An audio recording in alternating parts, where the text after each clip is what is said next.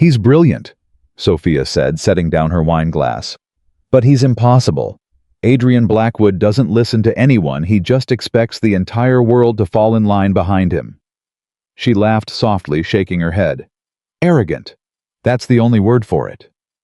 What she didn't know was that Adrian Blackwood was standing on the other side of that wall, and he heard every single word. If you've ever worked for someone who made you feel invisible, who had all the power and none of the humility, this story is for you. Subscribe to our channel, follow this story all the way to the end, and drop a comment telling us what city you're watching from. I want to see how far this story travels. The morning. Sophia Miller almost got fired. Began like every other morning she'd had for the past 3 years, working inside the Blackwood empire, too early, too loud, and absolutely unforgiving. She was the first one through the glass doors of the 42nd floor. She always was. Not because she was trying to impress anyone. Not because she needed to be seen arriving early. She did it because if she didn't get into the office before the chaos started, she'd spend the entire day reacting instead of thinking. And Sophia Miller was not a woman who liked to react. She liked to be 3 steps ahead. The problem was that Adrian Blackwood was always 5 steps ahead, and he'd never once in his life asked anyone else to keep up. He simply moved, and the rest of the world scrambled to follow. She pulled up the event schedule on her laptop, the one she'd spent the past 2 weeks building for the Blackwood Foundation's annual gala. It was precise. It was smart. It was the kind of document that showed not just what was happening at every hour of the event, but why the reasoning behind each decision. The contingency plans layered underneath the kind of thoroughness that came from someone who had learned the hard way that nothing ever goes as planned. She was proud of it. That was her first mistake. The meeting started at 9 sharp. Adrian Blackwood was never late. He walked into the conference room with the same energy he always carried, not loud, not showy, just completely and utterly certain that every room he entered belonged to him. Dark suit, no tie, eyes moving across the assembled team, like he was already calculating who was going to waste his time. There were 12 people around that table. Department heads, senior managers, the head of PR, the VP of partnerships. Every one of them had prepared something. Every one of them had a folder, a slide deck, a carefully organized presentation. Sophia had 47 pages of event documentation. Adrian sat down without looking at anyone, picked up the agenda sheet that had been placed in front of him, read it for approximately 4 seconds and said, "We're moving the dinner portion to 8 o'clock instead of 7. Silence. "The entertainment lineup runs too long," he said, already moving to the next page. "Cut the 3rd act. It slows down the room." Marcus Webb, the head of entertainment partnerships, cleared his throat carefully. "Mr. Blackwood, the 3rd act is actually the anchor performance. Then anchor it somewhere else," Adrian said. He didn't look up. "Not my problem." Marcus closed his mouth. Sophia watched this happen from her seat at the far end of the table. She watched Marcus fold. She watched the VP of partnerships write something down like it was a note worth taking, when really she was just giving herself somewhere to look. She watched the head of PR nod, like moving dinner to 8 o'clock was the most reasonable thing she'd ever heard, even though it would require restructuring the entire sponsor timeline, which would require about 60 hours of work that nobody around that table had. Sophia kept her mouth shut. For now. Adrian moved through the agenda the way a bulldozer moves through soft earth, efficiently, without hesitation, and without any particular interest in what had been there before. He changed the venue layout. He cut 2 segments from the program. He added a VIP reception that hadn't existed an hour ago and needed to be fully planned within the week. And then he reached page 9 of the 47-page event document that Sophia had built. He read for exactly 6 seconds. "This vendor arrangement for catering doesn't work," he said. "We used Harmon's last spring. The presentation was sloppy." Sophia's jaw tightened. She had not used Harmon's. She had specifically not used Harmon's because she'd reviewed their last 3 events and found the presentation inconsistent. She had gone with a vendor that cost 12% more and had an 8-year track record of flawless delivery. "That's actually a different vendor," she said. Her voice was calm, steady. "Harmon's was used by the venue coordinator in March. The one in the document is Elise Catering Group." They've done 4 major galas in the last 18 months, all of them reviewed above 90. It looks like the same setup, Adrian said. He wasn't arguing with her. He was simply stating what he believed to be true, as though the statement itself closed the conversation. It's not, Sophia said. He finally looked at her. Not for long, maybe 2 seconds. Just long enough to acknowledge that she'd spoken. Change it, he said. To what, she asked. To something that works. The one in the document works, she said. I can walk you through the evaluation if... I don't need a walkthrough, he said. I need a vendor I can trust. Find one. He moved to the next item. Sophia sat with her hands flat on the table, pressing her palms down hard enough to feel the edge of the conference table through her fingers. Not because she was angry. She was angry, yes, absolutely, but that wasn't why her palms were down. She pressed them down to remind herself to stay quiet. To remember that she needed this job. That the gala was 6 weeks away, and if she burned every bridge in this room, she'd have 6 weeks of torture, and then nothing. She stayed quiet. The meeting ended at 10:45. People filed out quickly. Nobody lingered. Nobody talked to each other in the hallway the way people do after meetings when something interesting has happened. They dispersed like a group that had just survived something and needed a moment alone to process it. Sophia walked back to her desk, sat down, and stared at the 47-page document she'd spent 2 weeks building. She thought about opening it. She didn't. She picked up her phone and texted her best friend Dana. You still free tonight? Dana responded within 30 seconds. Always. Bad day, getting there. They met at a place called Rosewood. A small neighborhood restaurant 3 blocks from Sophia's apartment that they'd been going to since they were both 26 and broke and splitting appetizers because neither of them could afford a full meal. Neither of them was broke anymore, but they still split appetizers out of habit. Some rituals survive because they're comfortable, and comfort is worth protecting. Dana Reyes had known Sophia for 11 years. They had met in the lobby of a building where they were both interviewing for the same assistant coordinator position at a mid-size event firm. Sophia had gotten the job. Dana had gotten the next opening 3 months later. They had spent the following decade rising through the industry together at different companies at different speeds, but always with a clear, unspoken understanding that they were rooting for each other. Dana was one of the only people in Sophia's life who could read her without her having to say anything.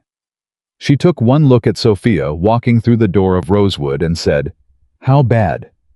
"Bad enough that I need wine before the explanation," Sophia said, sitting down. Dana poured. She was already there. She had ordered the wine. She had also ordered the bruschetta because she knew Sophia well enough to know that on bad days, Sophia forgot to eat. "Tell me," Dana said. Sophia picked up her glass. She took a long sip. She set it down. She looked at the table for a moment, organizing her thoughts the way she always did, and then she looked up at Dana and started talking. She told her about this meeting. She told her about the schedule changes, the vendor override, the entertainment, cut the VIP reception that now needed to be built from scratch. She told her about the 47-page document and the 6 seconds Adrian Blackwood had given it before deciding it needed to be changed. 6 seconds, she said. 6. I built that document for 2 weeks. I had contingency plans 3 layers deep. I talked to 8 different vendors. I reached out to the foundation's previous event managers to understand what had gone wrong in prior years. I factored in the new traffic pattern from the construction on 6th Avenue because the last gala had a bottleneck at the entrance that nobody had anticipated. 6 seconds. Dana listened. She was good at that. And when you pushed back, Dana said, he told me to change it, just change it, like what I'd built didn't exist, like I was some kind of obstacle between him and what he wanted. What did you say? I said the vendor works. I tried to explain. He moved on. Sophia shook her head. And the worst part is that everyone else just lets him. Nobody says anything. You can see it happening in their faces. You can see the exact moment they decide it's not worth it. They have the thought, they start to form the sentence, and then they just swallow it. Every time. Dana picked up her glass. Is he always like that? He's always like that, Sophia said. He's brilliant, and I want to be clear about that. I genuinely think he's brilliant, but he's impossible. Adrian Blackwood doesn't listen to anyone. He just expects the entire world to fall in line behind him. She paused. Arrogant. That's the only word for it. He's built this whole empire on the idea that he's always the smartest person in the room, and maybe he is. Maybe he actually is. But what he doesn't understand is that the smartest person in the room still needs other people to tell him when he's wrong. And nobody tells him. Nobody. Because they're all terrified. She picked up her glass again. He's not a leader, she said. He's a performance. He puts on the suit, he walks in the room, and everyone just collapses. Because that's what they've learned to do. That's what works. That's how you keep your job and your salary and your access to his name on your resume.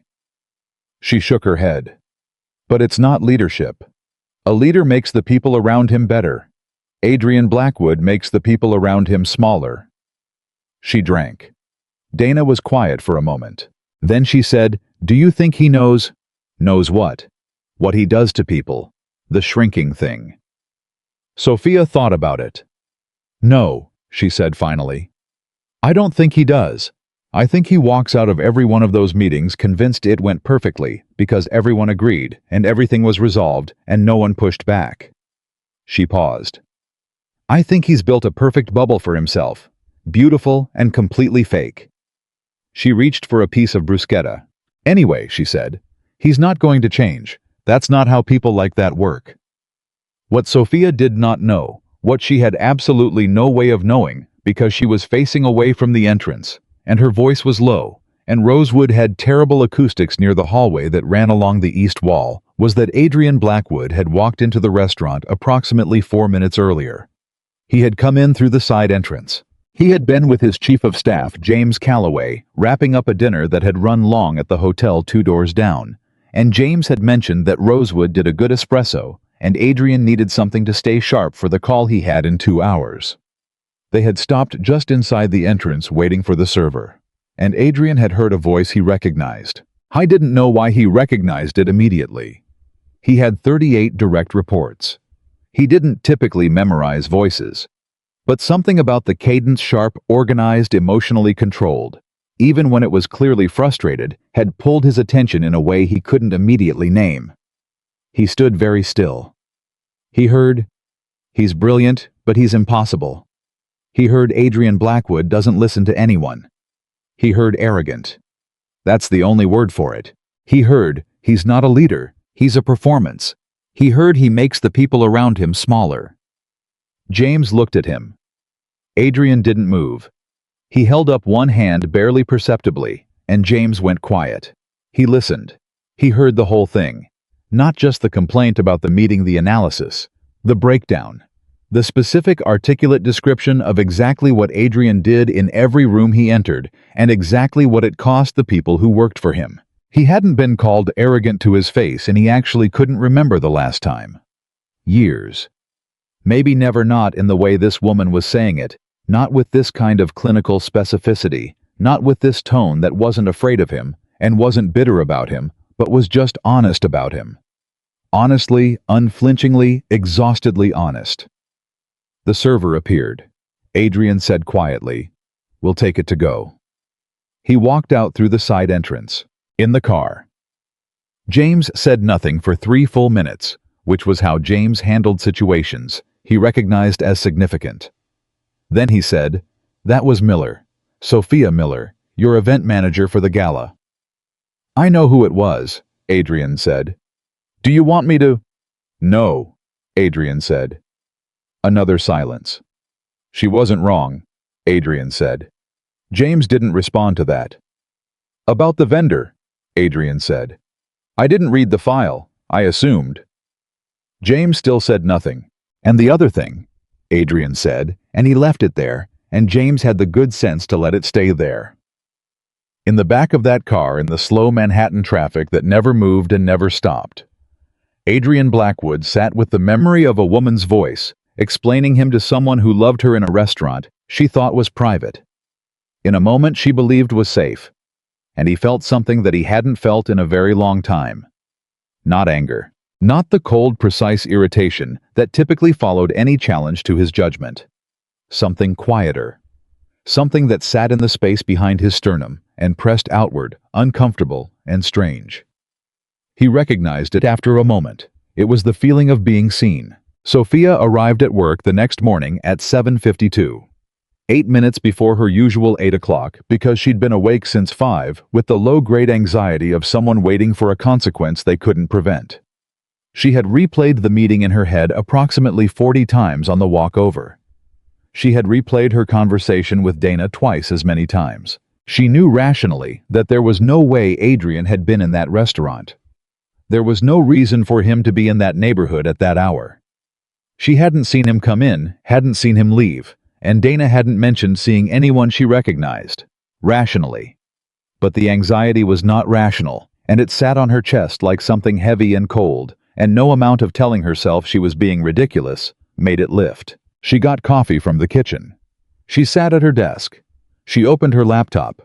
She had 14 new emails since last night, most of them from vendors responding to the timeline she'd sent last week. She started going through them methodically, because methodical was the only mode that worked when the anxiety was heavy and her brain kept trying to run worst-case scenarios. At 8:47 her phone rang. Internal line.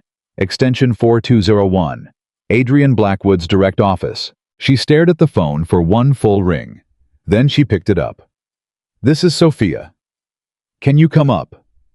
The voice on the other end was calm, professional. It was Adrian's assistant, Claire.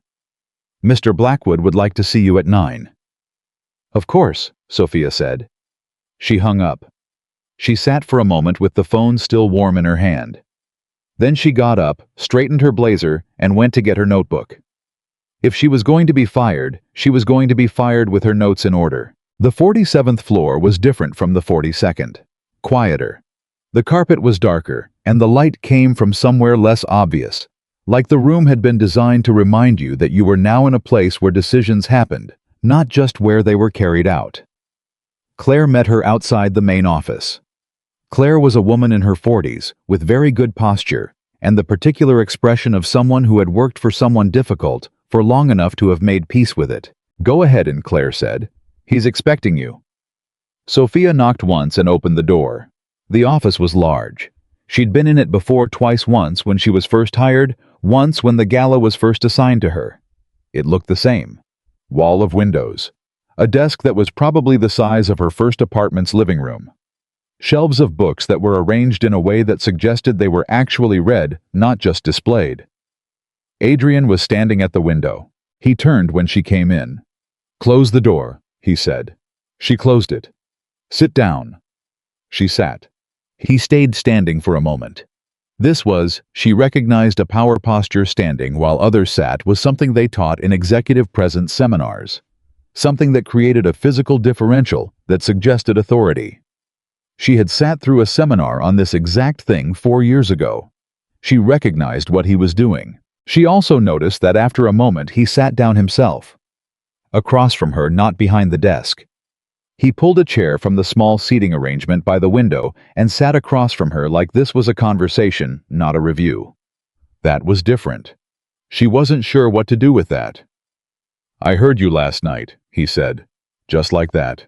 No preamble, no softening, no setup. "At Rosewood. I was near the entrance. I wasn't trying to eavesdrop. I want to be clear about that. But I heard you." Sophia's chest went perfectly still. She had been wrong. She had been absolutely wrong to think he hadn't been there. And the rational voice that had told her she was being ridiculous now felt very small and very far away. She said nothing. Adrian looked at her steadily. "Do you want to apologize?" She thought about it. Genuinely thought about it. Not the reflex apology, not the automatic. "I'm sorry for anything I said that may have offended you." She actually sat with the question. "No," she said. Something shifted in his face. Not anger. Something harder to name. "Then I want to ask you a question." "Okay." "Do you really think I'm arrogant?" The word sat between them like something with weight. Sophia took a breath. She thought about Dana asking her the same thing. Essentially, do you think he knows? She thought about the 47-page document. She thought about 6 seconds. She looked at him. "Yes," she said. Sometimes. Yes. The silence that followed was the kind of silence that has texture. You could feel it dense and careful, and she was aware that what happened inside it mattered. Adrian didn't move. Explain. She thought he might be testing her. She thought there was some chance this was a performance, that he was giving her enough rope to fully hang herself before he signed whatever paperwork ended her employment. She was aware of that possibility. She decided it didn't matter. If she was going to go, she was going to go having said the true thing. "You're not arrogant because you're successful," she said. "You're not arrogant because you're confident or because you make decisions quickly. Those things are assets. You're arrogant because you've built a system where nobody around you is able to tell you when you're wrong." She paused. "Yesterday, you overrode a vendor decision I made based on a misidentification. You confused the vendor I'd chosen with a different one from a previous event. And when I tried to correct that, when I tried to give you the information that would have changed your mind if you'd heard it, you dismissed it. Not because you had a better argument, because the conversation was over." He didn't respond. "And that's the thing," she said. "It's always over when you decide it's over. People in that room had things to say yesterday. Good things." Marcus Webb was right about the third act. It's the linchpin of the entertainment sequence, and cutting it is going to create a 30-minute dead zone that no amount of adjusted timing is going to fix. He started to say that. You cut him off, and he let you because everyone in that building has learned that letting you is how you survive. She stopped. She realized her hands were completely steady. She'd expected them to shake. They weren't shaking. "You asked me to explain," she said. "That's the explanation." Adrian was quiet for a long moment. He was looking at her in a way she hadn't been looked at by him before. Not the quick scan he did in meetings, not the brief acknowledgement that someone had spoken. He was actually looking at her. "You've been in my organization for 3 years, he said. "Yes. And in 3 years, you've never said any of this." "No." "Why now?" "Because you heard me say it to someone else and asked me directly," she said. "If you'd never walked into that restaurant, I probably would have kept doing what everyone else does." "Which is swallowing it," she said, "deciding it's not worth the cost." He stood up. He walked to the window. He stood with his back to her and looked out at the city for what felt like a very long time, and Sophia sat in the chair and waited. "The vendor," he said finally. "Was it actually different from Harmon's?" "Completely different. Elise Catering Group. 8 years in operation, 4 galas in the last 18 months, all reviewed above 90 on delivery and presentation. I have the comparison analysis in my documentation." "Send it to me." "I will." "Marcus's act," he said. "The one I cut. Cutting it leaves a gap. The timeline shifts will make it worse, not better." He turned around. "What would you recommend?" She blinked. Not visibly, or she hoped not visibly. But something in her rearranged itself. "I'd recommend restoring the act and adjusting the dinner start time back to 7:30 as a compromise. I'd also recommend shortening the sponsor remarks by 6 minutes, which are currently running long anyway, and nobody is going to miss." She paused. "I have that in the documentation too." He looked at her. "Send me the whole document," he said. "All 47 pages. "All 47 pages," he said. She stood up. "Is that everything?" she said. "No," he said. He stopped. He seemed for the first time since she'd walked in to be organizing something difficult. Like a man reaching for language he didn't typically use. "What you said last night. About the people in that building learning to be small." She waited. Is that what they actually feel? And there it was, the question underneath the question. Not delivered with vulnerability, not with the softness of a man who was ready to feel something. Delivered in the same measured voice he used for everything. But it was there. She could hear what it cost him to ask it. "Yes," she said. "I think so." He nodded once, like she'd confirmed something he'd already suspected and wasn't sure he wanted confirmed. "Thank you," he said.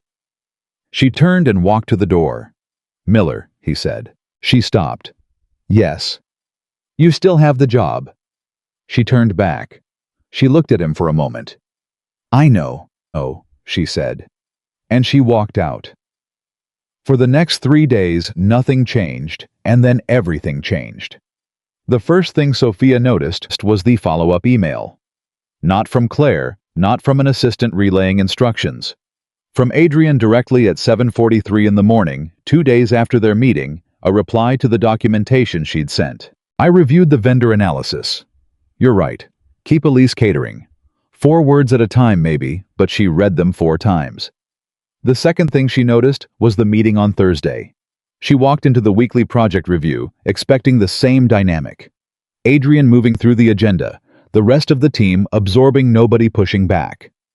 Instead, Adrian looked at Marcus Webb before the meeting even started and said, "Tell me why the third act matters." Marcus looked like a man who had been told he could breathe after holding his breath for 3 months. He told him, clearly, confidently, with the specific structural reasoning that Sophia had never heard him articulate before because there had never been room for it. He talked for 4 minutes without interruption. He used his hands. He referenced the flow of the overall entertainment arc and why the anchor performance anchored not just the moment, but the feeling people left with. Adrian listened. Not the performative listening of someone waiting for their turn to speak. Actually listened.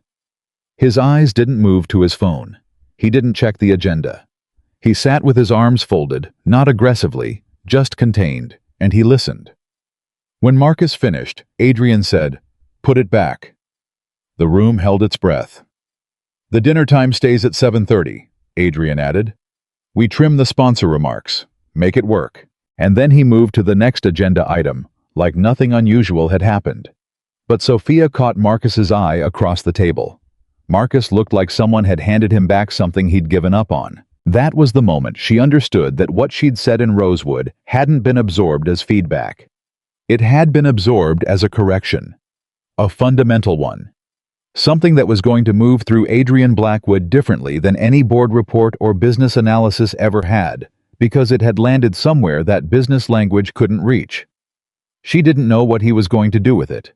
She didn't know if it would last. But she watched Marcus Webb sit up straighter in that meeting than she had ever seen him sit, and she thought maybe this is how it starts.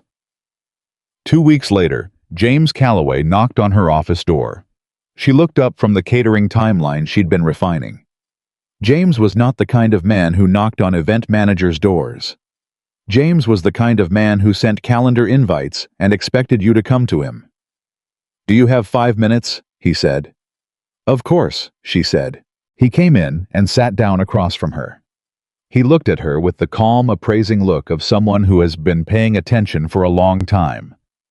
"He's talking about restructuring how the foundation meetings operate," James said. "Smaller groups, more time for discussion, something he's calling—" He paused, clearly quoting actual input. Sophia looked at him. "He also reinstated the third-party feedback process we suspended 2 years ago," James said. "The anonymous employee review system." She was quiet. "I've worked for him for 9 years, James said. "I've never seen him move like this, not on internal process." He paused. "I don't know what you said to him. I wasn't in the room." "I was honest with him," she said. "People are honest with him all the time," James said. "They send him reports, they write briefs, they give him metrics that say the same things you said." He looked at her. It didn't move him like this. Sophia thought about the restaurant, about sitting in the dark of Rosewood with Dana and saying the things she actually thought about the man she worked for, not the diplomatic version, not the version designed to preserve a relationship, just the actual truth of it. She thought about the voice that came out of her when she wasn't performing, when she wasn't constructing, when she was just tired and honest and done for the day. "Maybe it was because I wasn't saying it to him," she said. "I was saying it to someone who already knew I meant it." James considered that for a long time. "He's not going to make this easy," he said finally. "Change, I mean. He doesn't do easy. He does hard things thoroughly." "I know," she said. "Are you prepared for that to affect your role here?" She thought about the question. "I've already had the worst version of this conversation," she said. "I told my boss he was arrogant to his face with no preparation while still employed. I think I can handle the aftermath." James almost smiled. It was a small almost, but it was there. "Fair enough," he said and stood up. He walked to the door. Miller, he said. Yes. For what it's worth, he said. I tried to say some version of what you said. About 4 years ago, it didn't go well. She looked at him. What happened? He smiled genuinely this time, and it was the smile of a man who had made peace with something. He fired me for a week, he said. Then called me back. Never addressed it. We just kept going. He paused. You didn't get fired at all. He left. Sophia sat in the quiet of her office and thought about what that meant. About the distance between 4 years ago and now. About what changes a person and when and why, and whether the when and the why are ever something you can plan for. She didn't think you could. She thought you could only be honest when you had the chance and hope that the honesty landed somewhere worth landing. She turned back to the catering timeline. There was a lot of work still to do. The gala was 4 weeks out when Sophia first noticed the shift wasn't just about meetings. It started with small things. The kind of things you could dismiss if you were looking for reasons to dismiss them. Adrian stopped walking past the event team's floor without stopping. He started stopping. Not to redirect or correct, just to ask. He'd pause at someone's desk, look at whatever was on their screen and say something like, "What are you working on?" Or, "How's this coming?" Not in the tone of a man conducting a surprise inspection. In the tone of someone who was genuinely carefully unfamiliarly curious. The first few times it happened, people froze. That was the conditioned response, the one they'd all developed over years of his presence, meaning, incoming change, incoming, override, incoming, be ready to explain yourself. Someone would look up, see Adrian standing there, and something would happen in their body. A tightening, a stillness, the specific physiological shift of someone who has learned to brace. Then nothing bad would happen. He'd ask the question, listen to the answer, say something brief, good, or let me know if you need more time, or once memorably, that's smarter than what I would have done, and move on. People started to look at each other after he left, not the wide-eyed look of close calls. Something more confused than that. Something that said, what is happening? Sophia watched it from her desk. She watched the team recalibrate slowly, the way a room recalibrates to a change in temperature. Not all at once, not with any single decision, but gradually, incrementally, in small adjustments, that you only noticed if you were paying attention to the pattern. She was paying attention. The catering timeline got done. The vendor confirmation went through without drama. Elise Catering Group sent their preliminary layout proposal, and it was exactly what she'd specified. Clean, elegant, logistically sound. She forwarded it to Adrian with a single-line preliminary proposal from Elise. Looks exactly right.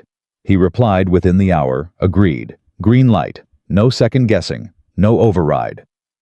She sat with that for a moment longer than she needed to. Then she moved on to the next problem, because there was always a next problem. And the next one was the sponsor seating arrangement, which was a diplomatic minefield wrapped in a logistical puzzle, wrapped in the specific social dynamics of 12 people who were all paying significant money to be at this event, and all believed with varying degrees of justification that they deserved the best seat in the room. She was deep in the seating chart, a physical one, because digital charts never captured the full complexity of it. And she'd learned years ago to use actual index cards on a board, so she could move people around without committing when her phone buzzed.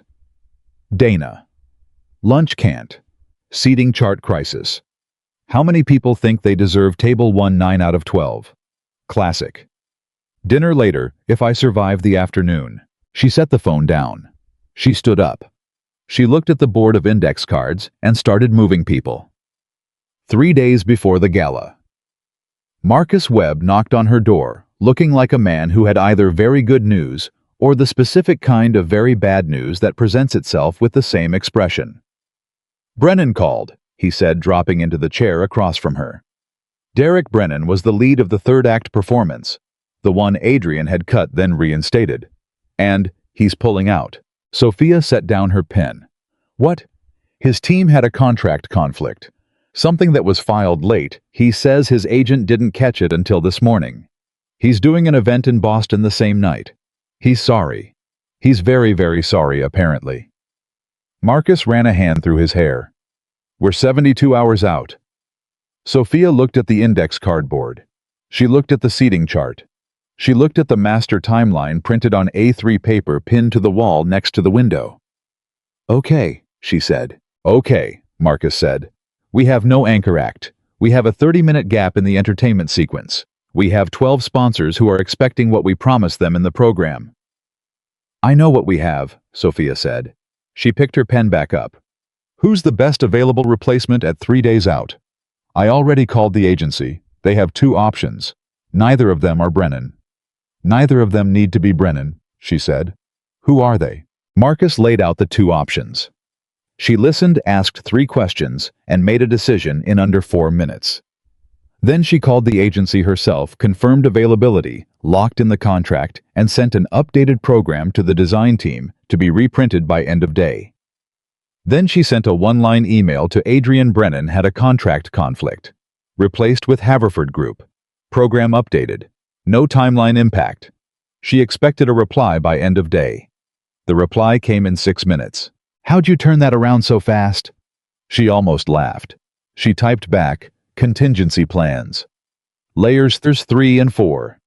His reply. I'm starting to understand why there were 47 pages. She did laugh then. Quietly to herself at her desk in her office with the index cards on the board and the timeline on the wall. She laughed, and it felt like something that had been tight in her chest for several weeks, loosening just slightly. Marcus was still sitting across from her. He'd watched the whole exchange, not the phone, but her face. He's different, Marcus said carefully, like he was testing the statement to see if it would hold. Yes, she said. Is that you? She looked up. No, it's him. Marcus thought about that. What changed? He heard something true, she said. That's all. Sometimes that's enough. Marcus looked unconvinced. Or maybe not unconvinced, more like a man who wanted to believe something and wasn't yet sure he had permission to. People don't just change, he said. Not like this. Not in 3 weeks. They do if they're ready, she said. And I think he's been ready for a while. He just hadn't been given anything real to be ready for. Marcus sat with that. Then he nodded slowly and got up. I'm putting the new performer in the slot at 9:40, he said. Good, she said. It'll work. He left. She turned back to the seating chart.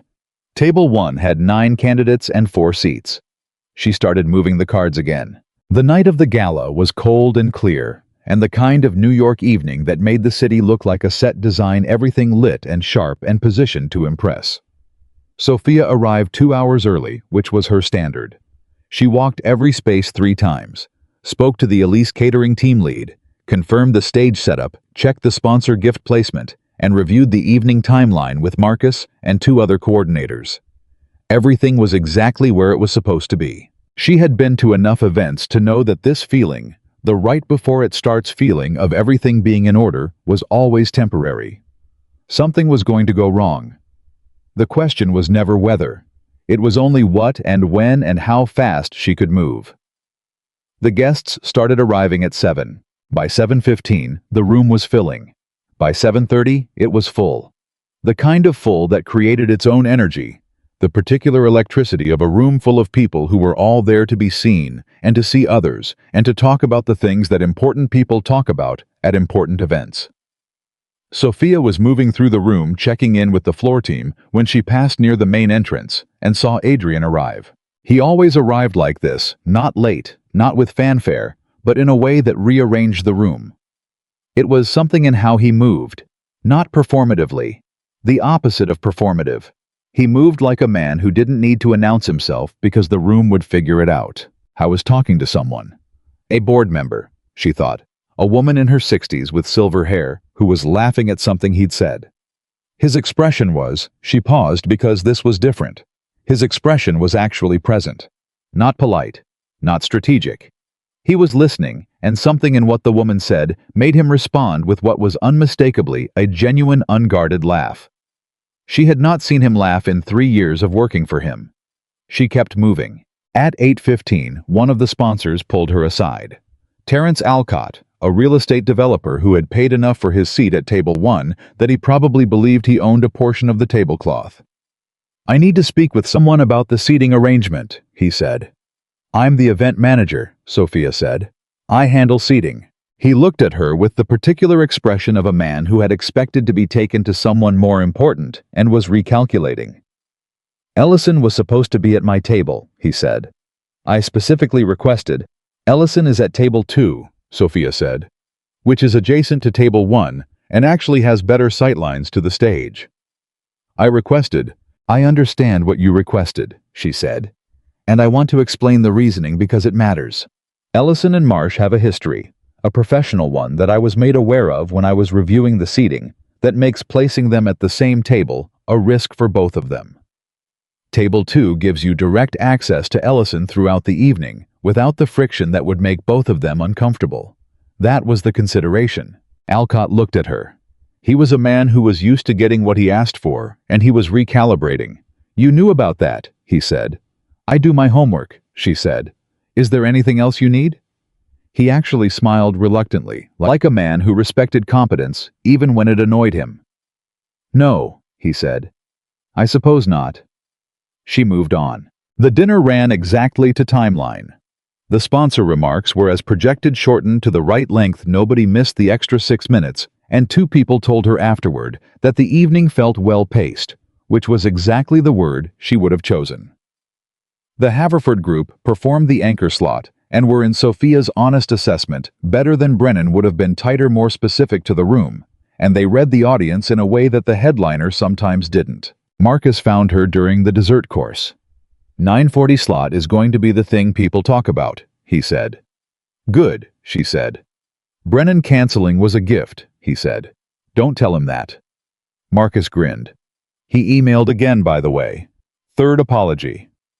"Send him a nice note and a gift basket," she said. "He'll need it for his career." Marcus laughed.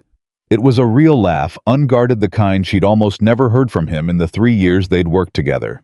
She caught herself thinking, this is what it sounds like when people aren't afraid. She was doing a final walk of the space at 10:30, when the room had thinned to the guests who lingered and the staff who were quietly beginning to reset when she heard her name from behind her. She turned. Adrian was standing there. He'd lost the jacket at some point in the evening. His sleeves were rolled to the elbow, which was, she did a quick mental inventory, something she had never once seen in any professional context. He looked like a person rather than a position. "Good event," he said. "Thank you," she said. "Not a compliment," he said. "An observation. You built something tonight that worked, all of it, even the part that almost didn't." He paused. "I heard about Brennan. It resolved fine." "It resolved because you were 4 contingencies deep before most people have thought of 2, he said. "I know that now. I didn't know that 3 weeks ago." She looked at him. "What did you think 3 weeks ago?" "That the document was long," he said. She almost smiled. "It needed to be." "Yes," he said. "It did." He was quiet for a moment. Not the silence of a man composing his next point, a different silence. The kind that comes from someone choosing carefully to say something true. "I owe you an apology," he said. She waited. "The vendor," he said. "The meeting. The 6 seconds." He said that last part like he knew, like he somehow knew exactly how she'd measured it. "You had done the work. I didn't give it the time it deserved. That's not how I want to run things." He paused. "That's not how I've been running things." "It happens," she said. "It doesn't have to," he said. "That's what I've been sitting with." She looked at him in the half-cleared room, in the low light of an evening winding down, and she thought about what James had said, 9 years never seen him move like this. She thought about Marcus's laugh. She thought about the index cards on her board, and the 47 pages, and the woman at Rosewood, who'd been tired and honest, and hadn't known anyone was listening. "Can I ask you something?" she said. "Yes." "When you heard me at the restaurant," she said, "what was your first reaction? Not the second one, not after you thought about it, the first one." He considered the question. He didn't brush past it, didn't give her the polished version. She could actually see him going back to it the moment the restaurant entrance, standing there with James, while her voice came through the wall. "Anger," he said, for about 4 seconds. And then, "recognition," he said, which was worse. She understood that.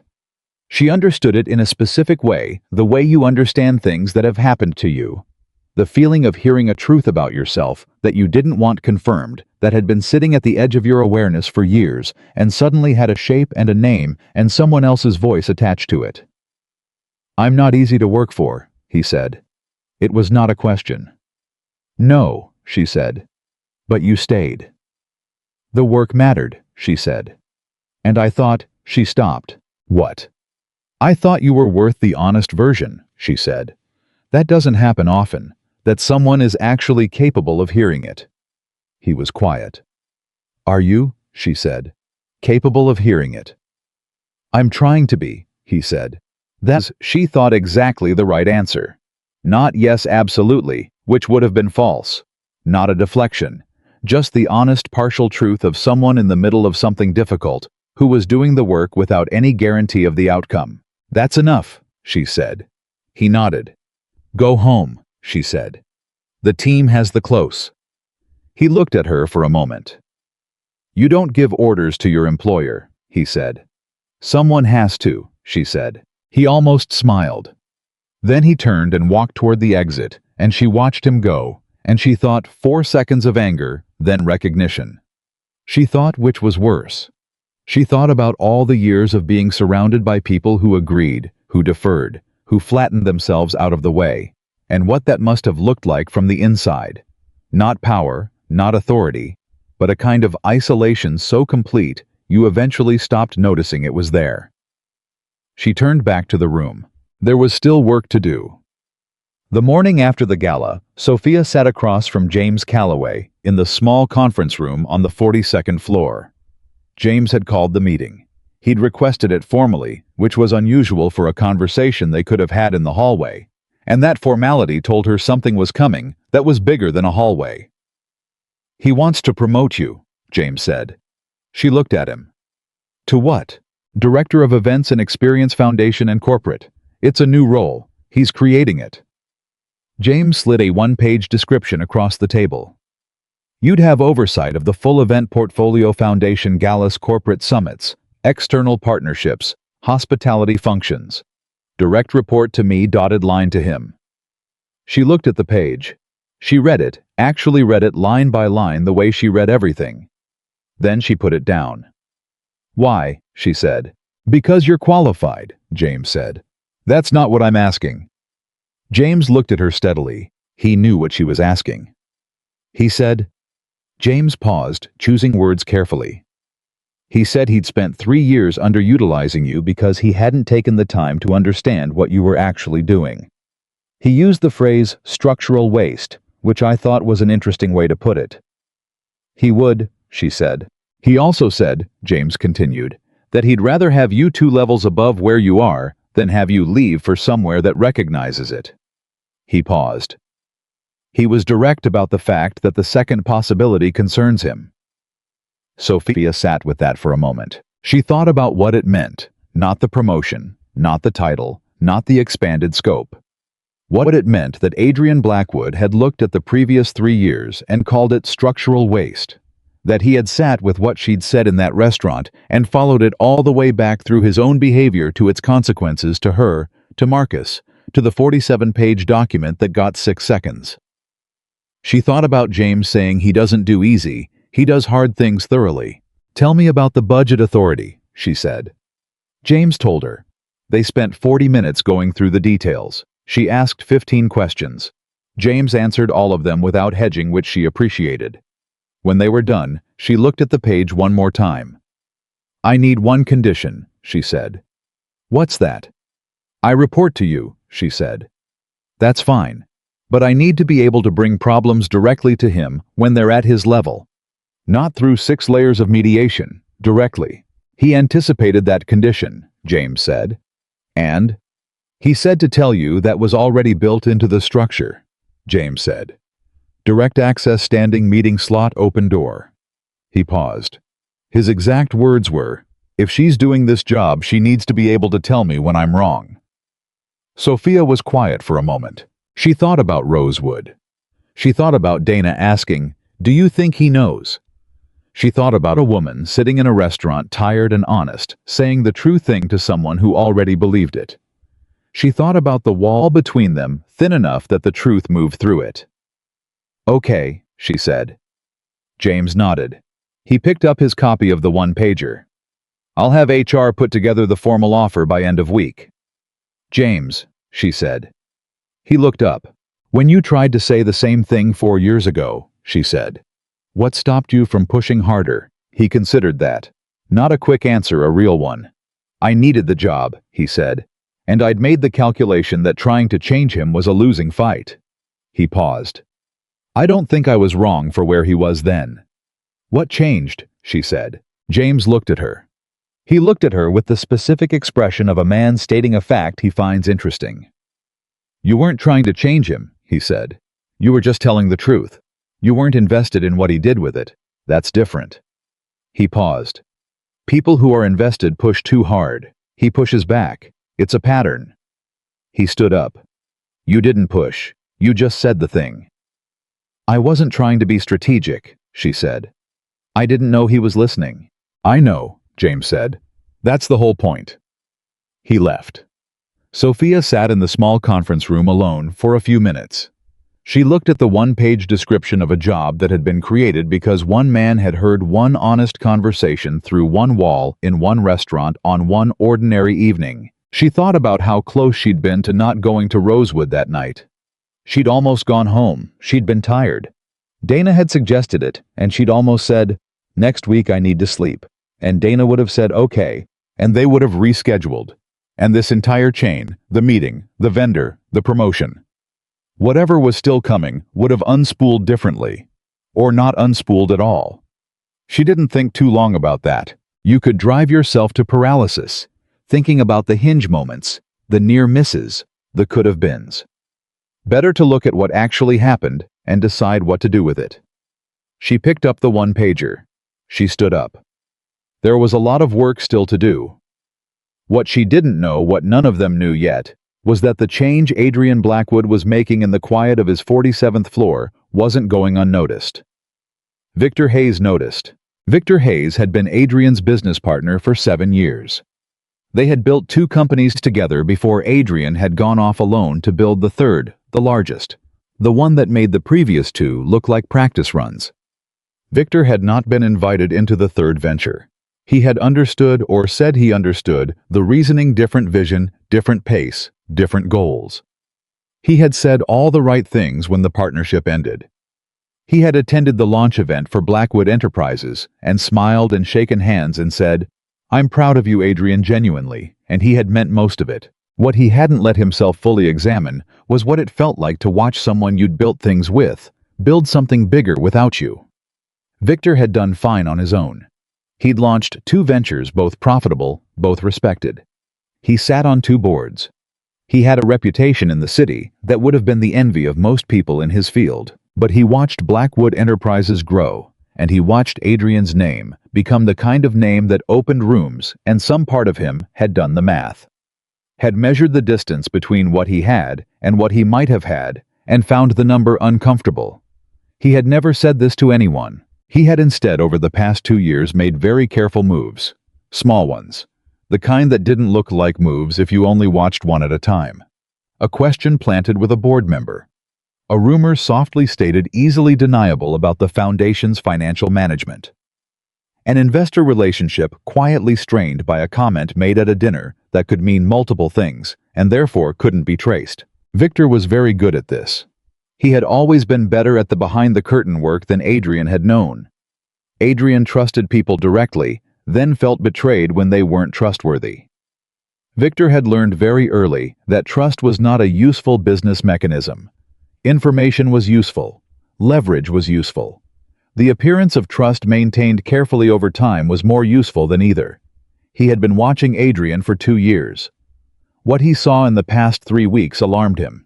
The old Adrian, the driven, brilliant, difficult Adrian who dismissed opinions and overrode decisions and ran every room he entered, like a man who had already decided the outcome was in Victor's careful and experienced assessment controllable. Controllable in the sense that his patterns were predictable. You knew where he'd apply pressure, you knew where he'd miss things, you knew what he cared about and what fell below his attention threshold. You could work around that, Adrian.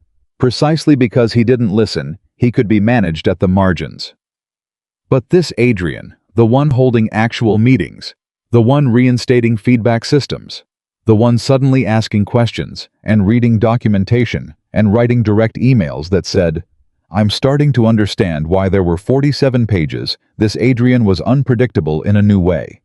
And unpredictability in Victor's world was dangerous. He sat in his office on the 30th floor of a building 12 blocks from Blackwood Enterprises, and he looked at the reports he'd been building for 2 years, and he made a decision.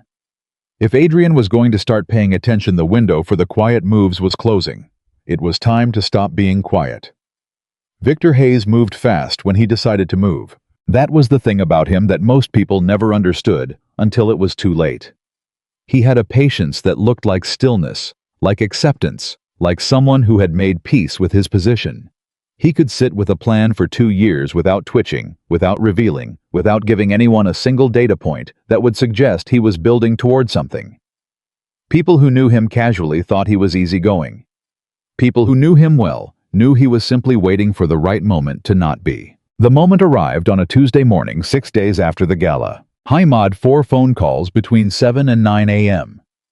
3 of them were to investors with seats on the Blackwood Enterprises advisory board. The 4th was to a financial journalist at a publication that had covered Adrian's company since its founding.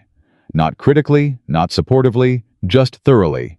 The way serious publications cover serious businesses, with the particular attention that comes from knowing a subject well enough to know which details matter. The calls were short. Victor was always short on the phone. He didn't believe in lengthy conversations when you were placing something, a concern, a question, a carefully shaped uncertainty into someone else's mind. The longer you talked, the more you revealed about what you were doing. Better to say the thing cleanly and let the other person's imagination do the rest. With the 3 board members, he said variations of the same thing. "I've heard some things about the direction Adrian's taking that concern me.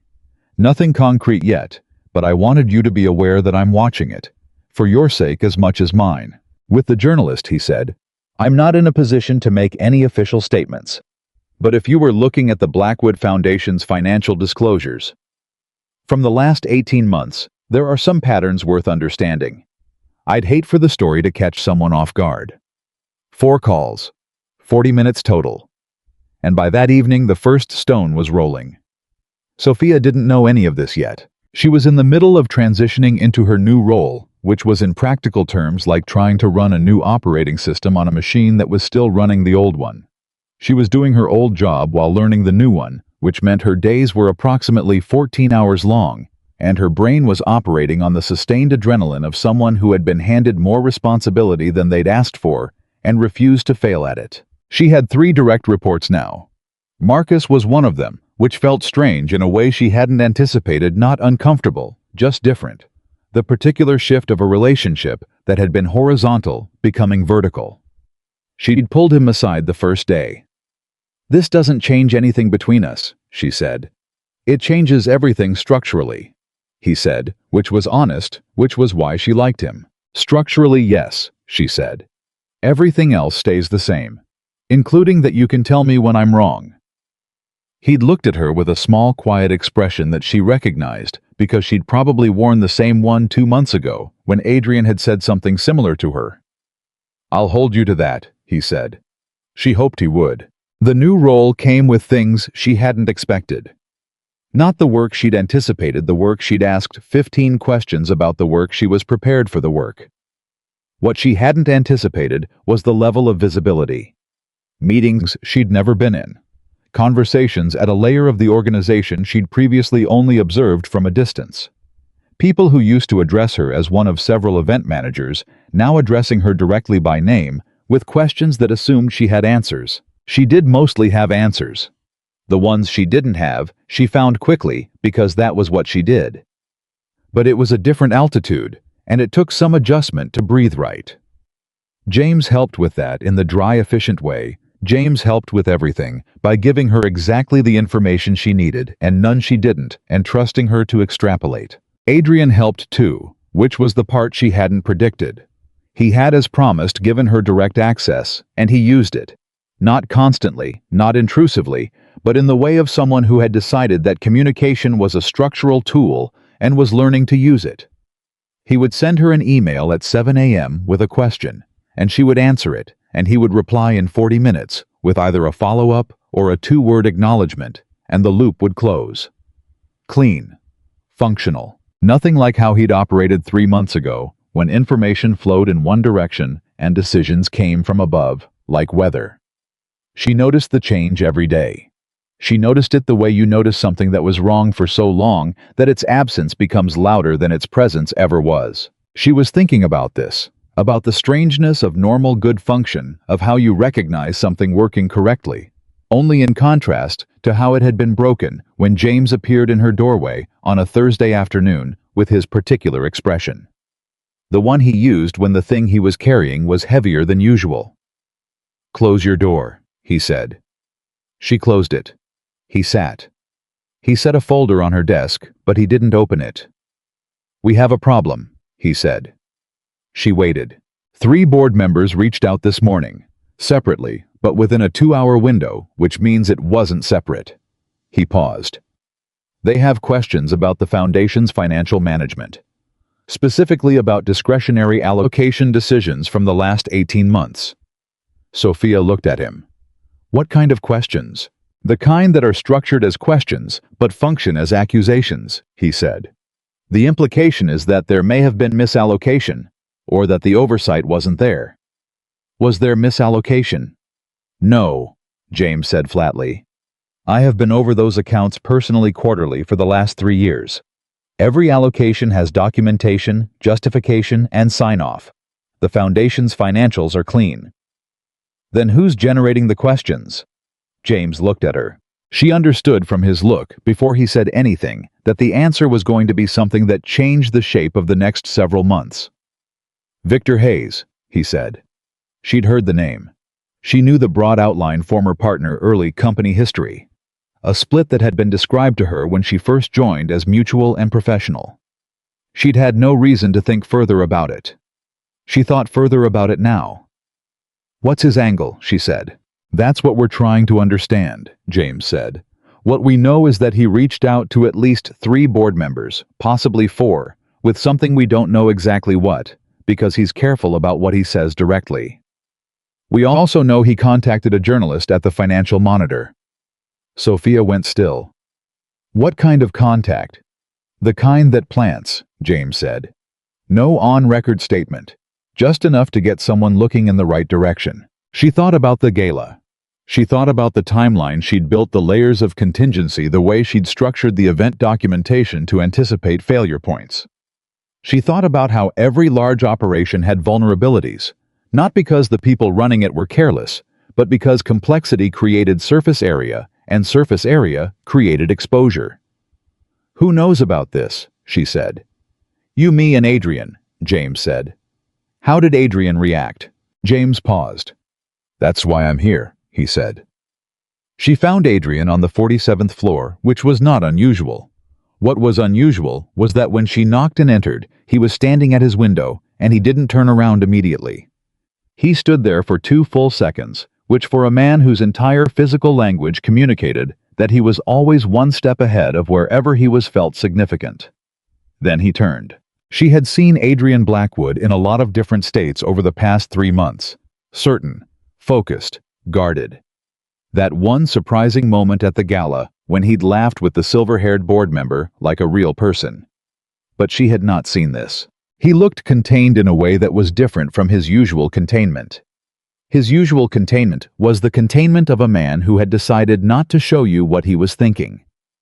This was the containment of a man actively working to not become what he was being pushed toward. "You heard," he said. "James just told me," she said. "Sit down." She sat. "I didn't." He moved, not pacing exactly, but moving the way people move when they're working something through. He went to the desk, picked up a document, set it down, moved back toward the window. Victor's been placing stones for 2 years, he said. I know that now. I should have seen it earlier. What kind of stones? Small things. A comment here, a concern there. The kind of thing that sounds like friendly worry unless you're looking at the pattern. He stopped. I wasn't looking at the pattern. Why not? He looked at her. Because I trusted him, he said. Which I know sounds. He paused. Which I know sounds like something I should have examined more carefully. She didn't say anything to that. The board members he reached out to, Adrian said. Hargrove, Pendleton, and Choi. I know where each of them sits on the question of the Foundation's current strategy. Hargrove has wanted operational oversight consolidated for 2 years. Pendleton has had concerns about the digital expansion budget. Choi follows whoever seems to be gaining traction. He said this without heat, just as inventory. Victor knows the board. He knew exactly which 3 to call. What does he want? Sophia said. Adrian was quiet for a moment. He wants to destabilize the board's confidence in my leadership during the expansion. If 3 board members are asking questions, the other 4 will start asking whether they should be asking questions. That's how it moves. He paused. If the board moves toward a formal review, it delays every major decision for 6 months. The digital expansion stalls. The Foundation partnership with the city gets complicated. And anyone sitting on the outside with capital to deploy into that gap benefits. Sophia looked at him. And Victor has capital positioned. Victor always has capital positioned, Adrian said. That's who he is. She thought about the 4 phone calls she didn't know about, but was starting to construct the shape of. She thought about Victor Hayes sitting in an office 12 blocks away, with 2 years of careful quiet work, and a Tuesday morning window, and the specific patience of a man who had been waiting for the right moment. What's your first instinct? She said. He stopped moving. He looked at her. To go directly at him, he said. To make it fast and public and clear. And your second instinct? To wait, he said. To gather information, understand the full scope, and move when I have everything. Which one's right?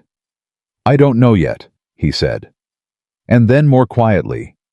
6 months ago I would have already moved. I would have made 3 calls of my own before I had the full picture, and I would have been certain I was doing the right thing. She understood what he was saying.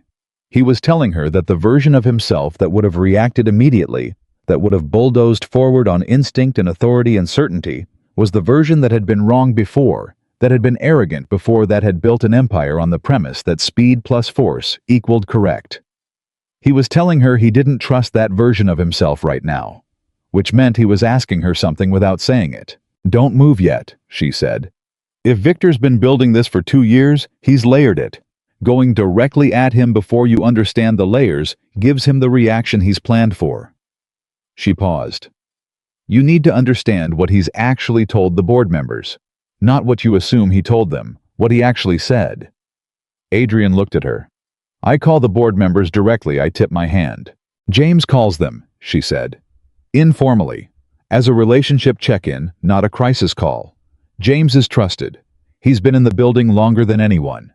If he reaches out to Hargrove for a casual conversation, it doesn't read as a defensive move. Adrian was quiet. She could see him processing it, actually processing it, not just waiting for her to finish before issuing a decision. Hargrove will talk to him, Adrian said. Hargrove talks to James every few weeks anyway, she said. It won't look like anything. He nodded slowly. And the journalist? Do you know who it is? We think it's Renata Voss at the Financial Monitor, he said. She covers the Foundation regularly. Has the story moved yet? Is she making calls to verify? Not that we know of. Then there's no story yet, Sophia said. There's only a seed. A seed isn't a story. She paused. The Foundation's financials are clean. James confirmed that. They are, Adrian said. Then if Voss does her job properly, and she usually does, she's going to start pulling the thread and find that it leads nowhere. She paused. The question is whether Victor has something else, something that's not in the financials. Adrian was quiet for a long time. Long enough that Sophia started to understand that this was one of those silences where someone was deciding whether to say a true thing. "There is something," he said finally. She waited. 3 years ago, when we were first establishing the foundation's partnership with the city, he said, there was a bid process for a community development contract. The foundation was advising the city, not bidding. That was the arrangement. But one of the firms that won the bid was one that I had a prior relationship with. A personal one. Not financial, a friendship. Nothing improper happened. The relationship was disclosed. The bid was evaluated by an independent panel. He paused. But the optics, if someone chose to present them a certain way, without context, without the disclosure paperwork, could be made to look like something it wasn't, Sophia said. Yes. She looked at him. Does Victor know about this? Victor was at the dinner where I mentioned the friendship, he said. 2 years before the contract. He may not have connected the two, or he may have filed it away. A pause. Victor files everything away. This was the thing that changed the shape of the room. Not the foundation financials, which were clean. Not the board members who were manageable. This a disclosure from 3 years ago that was legitimate and documented, but vulnerable to misrepresentation. This was the lever Victor had been building toward. The stone he'd been saving. Sophia sat with it. She thought, this is the kind of problem that gets bigger if you panic, and smaller if you think. Where's the disclosure paperwork? She said. Legal has it. I need it on my desk today, she said. He looked at her. Not because I doubt it, she said. Because I need to understand exactly what it says, and exactly how someone who wanted to misrepresent it would do so. You can't defend something you haven't stress tested. He picked up his phone. He called legal. He said, the disclosure documentation from the Meridian bid process 3 years ago. Send it to Sophia Miller today. He hung up. She stood up. I'll talk to James about the Hargrove call, she said. Sophia, he said. She stopped. I was looking at her with something she hadn't seen from him before. Not gratitude exactly. He wasn't the kind of man who wore gratitude easily. Something more specific than that. The particular expression of someone who is recognizing in real time what it costs to need other people and what it gives you at the same time. You didn't have to take this on, he said. It's my job now, she said. It's not in the job description, he said. Then we'll add it, she said. She left. The disclosure paperwork arrived at 4:15. She spent 2 hours with it, reading every page twice, making notes on a legal pad in the precise structured shorthand she'd developed over years of processing complex information quickly. When she was done, she knew 3 things. First, the disclosure was complete, clear, and properly filed. There was no reasonable reading of it that suggested impropriety. Second, a person presenting only the friendship and the contract outcome, without the disclosure and the independent panel, could construct a superficially damning narrative. It would require omission, not fabrication. That was the more dangerous kind of misrepresentation, because it was harder to counter. You couldn't prove something didn't exist the way you could prove something did. Third, the disclosure paperwork referenced 2 individuals from the independent review panel. Both of them were still active in their fields. Both of them were on the record in writing as having been part of a clean process. She needed those 2 people. She called James. The review panel from the Meridian bid 3 years ago, she said. Alicia Ford and Thomas Brent. I need their current contact information, and I need to know if either of them has any relationship with Victor Hayes. Give me an hour, James said. While she waited, she went back to the board question. She opened her laptop and looked up everything publicly available about Hargrove, Pendleton, and Choi. Not the professional bios, she knew those. The recent activity.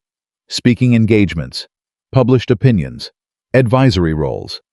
She was looking for anything that would tell her what each of them was actually concerned about underneath the concern Victor had planted. She found it in 40 minutes.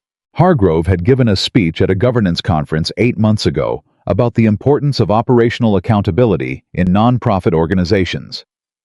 The speech was careful and measured and said nothing inflammatory. But if you read it against the background of Blackwood Foundation's recent expansion, you could hear the subtext. He thought the foundation was moving too fast and too independently. Pendleton had recently joined the advisory board of a tech nonprofit focused on digital inclusion. The Blackwood digital expansion overlapped with that nonprofit's territory. Not a conflict of interest, not even close, but a point of tension that someone concerned about the expansion's scope might feel more acutely. Choi was a follower. James had called it, and he was right. Choi's vote history on the board was a near-perfect mirror of whoever held the most confidence in the room at any given moment. So the actual concern underneath Victor's planted seed was this: Hargrove wanted accountability. Pendleton was protective of territory, and Choi would go wherever the wind blew. Victor hadn't invented those concerns. He'd located them precisely and then applied pressure to exactly the right spots. That was the sophisticated thing, not the fabrication, but the targeting. He knew his board members. He knew which anxieties were already there waiting for a reason to organize themselves into something louder. She wrote all of this down. James called back at 6:40. Alicia Ford is at Columbia now, faculty position, no known relationship with Hayes. He paused. Thomas Brent is more interesting. He had a consulting relationship with one of Hayes's portfolio companies. Brief about 8 months concluded 18 months ago. But it's there. Sophia was quiet for a moment. Is Brent likely to have been approached? I don't know, James said. But if I were Victor and I knew about the Brent-Hayes relationship, I would have thought about it. She thought Victor files everything away. I need someone to reach Brent, she said. Not Adrian, not you. Someone with no direct association to Blackwood. Someone who can have a casual conversation and understand where Brent's head is. I know someone, James said. A colleague from my previous firm, completely outside the current picture. I can make a call. Do it, she said. Tonight if possible. Tonight, he agreed. She hung up. She sat for a moment in her office, which was quiet now. The rest of the floor had emptied at 6, and she'd barely noticed. She looked at her legal pad covered in notes in her precise, condensed handwriting. She thought Victor Hayes in his office, 12 blocks away, and the 4 phone calls on Tuesday morning, and the 2 years of stones placed carefully in the dark. She thought he's good at this. And then good isn't the same as right. Her phone buzzed. Dana. You alive? Mostly she typed back. Dinner. She looked at her legal pad. She looked at the clock. She thought about the last 2 hours and the next 3 that she probably still needed tonight. Rain check, she wrote. Big thing happening. Good big or bad big, she thought about it. She thought about Adrian standing at his window containing himself. She thought about James saying he doesn't do easy, he does hard things thoroughly. She thought about a man who had heard the truth in a restaurant and followed it all the way back to himself and was now being asked to follow it forward through something that wanted to knock him down. Both, she wrote. Dana sent back a single word. Call me. She set the phone down. She had more work to do first. The call from the financial monitor came at 9:15 the next morning. Not to her, to Adrian's communications office. Renata Voss was requesting a comment on questions she had about the Foundation's financial oversight, and specifically about the Meridian contract from 3 years ago. When Adrian's communications director, a sharp woman named Priya Nair, forwarded Sophia the message, Sophia's first feeling was not panic. It was almost its opposite, a specific focused clarity that came from recognizing that something you'd been preparing for had arrived. She forwarded the message to Adrian with one line. The seed moved faster than expected. Don't respond until we've talked. He replied in 3 minutes.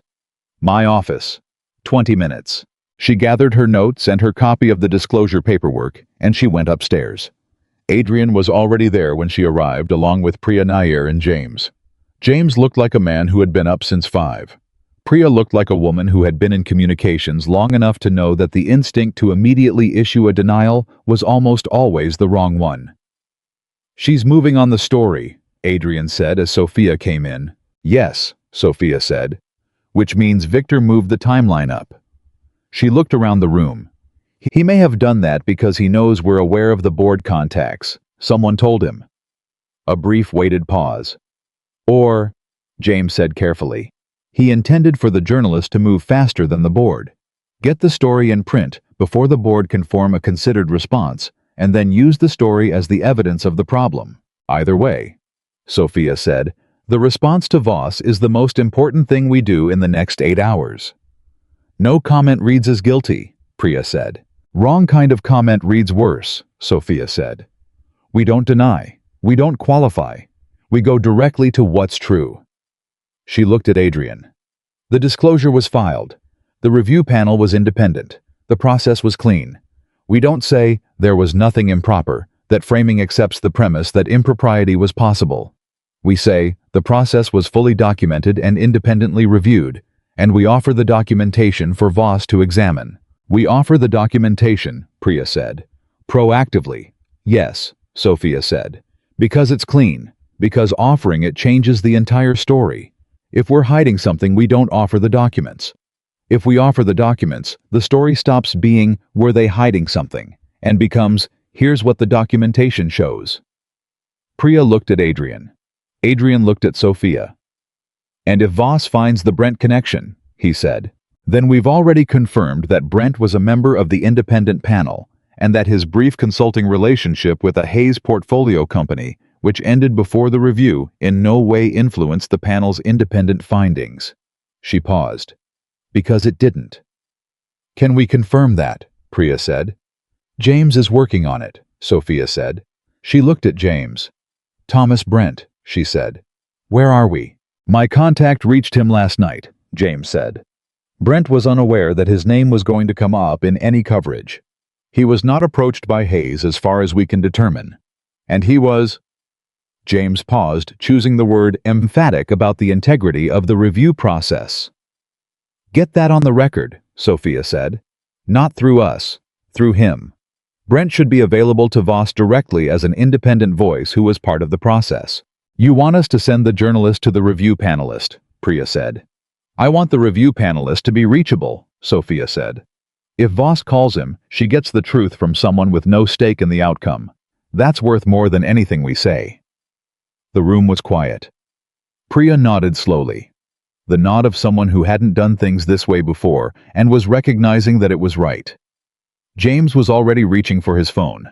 Adrian was looking at Sophia with the particular expression she'd started to recognize, the one that wasn't gratitude and wasn't admiration, the one she didn't have a precise word for. The expression of someone watching a version of something he'd been trying to become without knowing how happening in front of him. You've done this before, he said. Crisis management. No, she said. I've done event management, but the principle is the same. She paused. You can't prevent everything from going wrong. You can only make sure that when it does, you've built enough truth into the structure that the truth can speak for itself. He looked at her for a moment. 47 pages, he said. Always, she said. She turned to Priya. Draft the initial response to Voss. No more than 3 sentences. Factual, forward-leaning, offer access to documentation. Send it to me before it goes anywhere. Priya was already moving. Sophia turned to James. Hargrove, when can you call him? This afternoon, James said. Make it this morning, she said. Before Voss reaches out to the board, which she will do after she gets our response. James nodded. She looked at Adrian. You need to call Victor, she said. The room shifted. Not dramatically, nobody moved, nobody made a sound. But the quality of the air changed. I know, he said. Not to confront him, she said. Not yet. Just to let him know you're aware. She paused. Because he's planning around the assumption that you don't know he's involved. The moment he understands that you do everything he's planned, shifts. He has to recalculate. He'll know I know because someone told me, Adrian said. He'll start looking for the leak. Let him, she said. That takes his attention off the board and the journalist and puts it on an internal search that leads nowhere, because the leak was just competent pattern recognition. Adrian absorbed that. Then quietly, with something that was not quite a smile, but adjacent to one, you think like him. I think like someone who builds contingency plans, she said. 3 layers deep minimum. Same thing, he said. She wasn't sure that was a compliment. She decided it didn't need to be. Make the call, she said. He reached for his phone. She walked to the window and looked out at the city, giving him the only privacy the room could offer. And she listened to him dial, and she thought about Victor Hayes in his office 12 blocks away, about to pick up a phone, and discovered that the window he'd been building toward for 2 years had just closed. "Victor," Adrian said behind her. His voice was even, controlled, completely precisely present. "It's Adrian. I think we should talk." She didn't turn around. She was already thinking about what came next. Victor picked up on the second ring. That was the first thing Adrian noticed. Not the third, not the fourth, not the voicemail that a man with something to hide might reasonably let it go to. The second ring. Which meant Victor had been expecting the call or something like it, and had decided that answering immediately was the correct performance. "Adrian," Victor said. Warm, easy. The voice of a man who had nothing on his conscience and was genuinely pleased to hear from an old friend. "It's been a while." "It has," Adrian said. His own voice was flat and even and gave nothing. "I wanted to reach out before things got complicated." A brief pause. Half a second, maybe less. The pause of a man recalibrating, deciding which version of this conversation he was in. "Complicated how?" Victor said. "I think you know how," Adrian said. "I'm not calling to fight. I'm calling because I think two people who built things together deserve a direct conversation before lawyers and journalists make it impossible to have one." Another pause. Longer this time. "I appreciate that," Victor said. And then carefully, "I don't know what you've heard, but I want you to know that anything I've said to anyone has been out of genuine concern. For the foundation. For the board's ability to do its job." "I understand that's the framing," Adrian said. "It's not a framing," Victor said, and for the first time there was something under the warmth, something tighter, something that had been waiting. "Adrian, I have watched you change direction 3 times this year without consulting the people who are supposed to advise you. I've watched the foundation take on commitments that weren't adequately reviewed. You've watched from outside the building," Adrian said. "For 3 years, since you were no longer inside it." Silence. "That's fair," Victor said. And it was Sophia thought listening from across the room, a masterful recovery, the quick acceptance, the apparent openness, the refusal to be goaded into defensiveness. Victor Hayes was very, very good at this. "I'm not interested in relitigating the separation," Adrian said. "That's done. What I am interested in is understanding what you're trying to accomplish. Because what you've set in motion with the board, with the monitor, that doesn't end cleanly. Not for you, not for me, not for anyone involved." "I haven't set anything in motion," Victor said. "Victor." Another silence. "I asked some questions," Victor said. "I raised some concerns through appropriate channels. There's nothing improper about the Meridian contract," Adrian said. "That's what you're pointing at." This time the silence was different. Sophia could feel the quality of it from across the room. It was the silence of a man who had just learned the exact boundaries of what the other person knew and was measuring the distance between that and what he'd assumed they knew. "The Meridian contract was a public bid," Victor said carefully. "With complete disclosure documentation, an independent review panel, and a clean audit trail," Adrian said. "Which I'm prepared to make available to any party that wants to examine it, including Renata Voss, who I understand has been looking into this." 3 seconds of silence. "You move fast," Victor said. And the warmth was gone now. Not replaced by anger, by something colder and more honest. The voice of a man who had stopped performing for an audience of one. "I had good help," Adrian said. "I'm sure you did," Victor said. "Your new director, Miller." He said the name with the particular tone of someone who has done their homework. "Interesting hire." Sophia felt something move through her at that. She kept her eyes on the city beyond the window. "She's exceptional," Adrian said simply. "I'm sure," Victor said. "Adrian, I want to be direct with you. I have concerns about the direction of the company and the foundation that I don't believe are manufactured or unfair. The way you've been operating this year, the internal restructuring, the new reporting lines, the changes to how decisions get made." "Our improvements," Adrian said. "Our instability," Victor said, and now his voice had real force behind it. "Investors don't like instability, Adrian. Board members don't like being surprised. When a man who ran his organization one way for years suddenly starts running it a completely different way. People ask why. They ask what changed.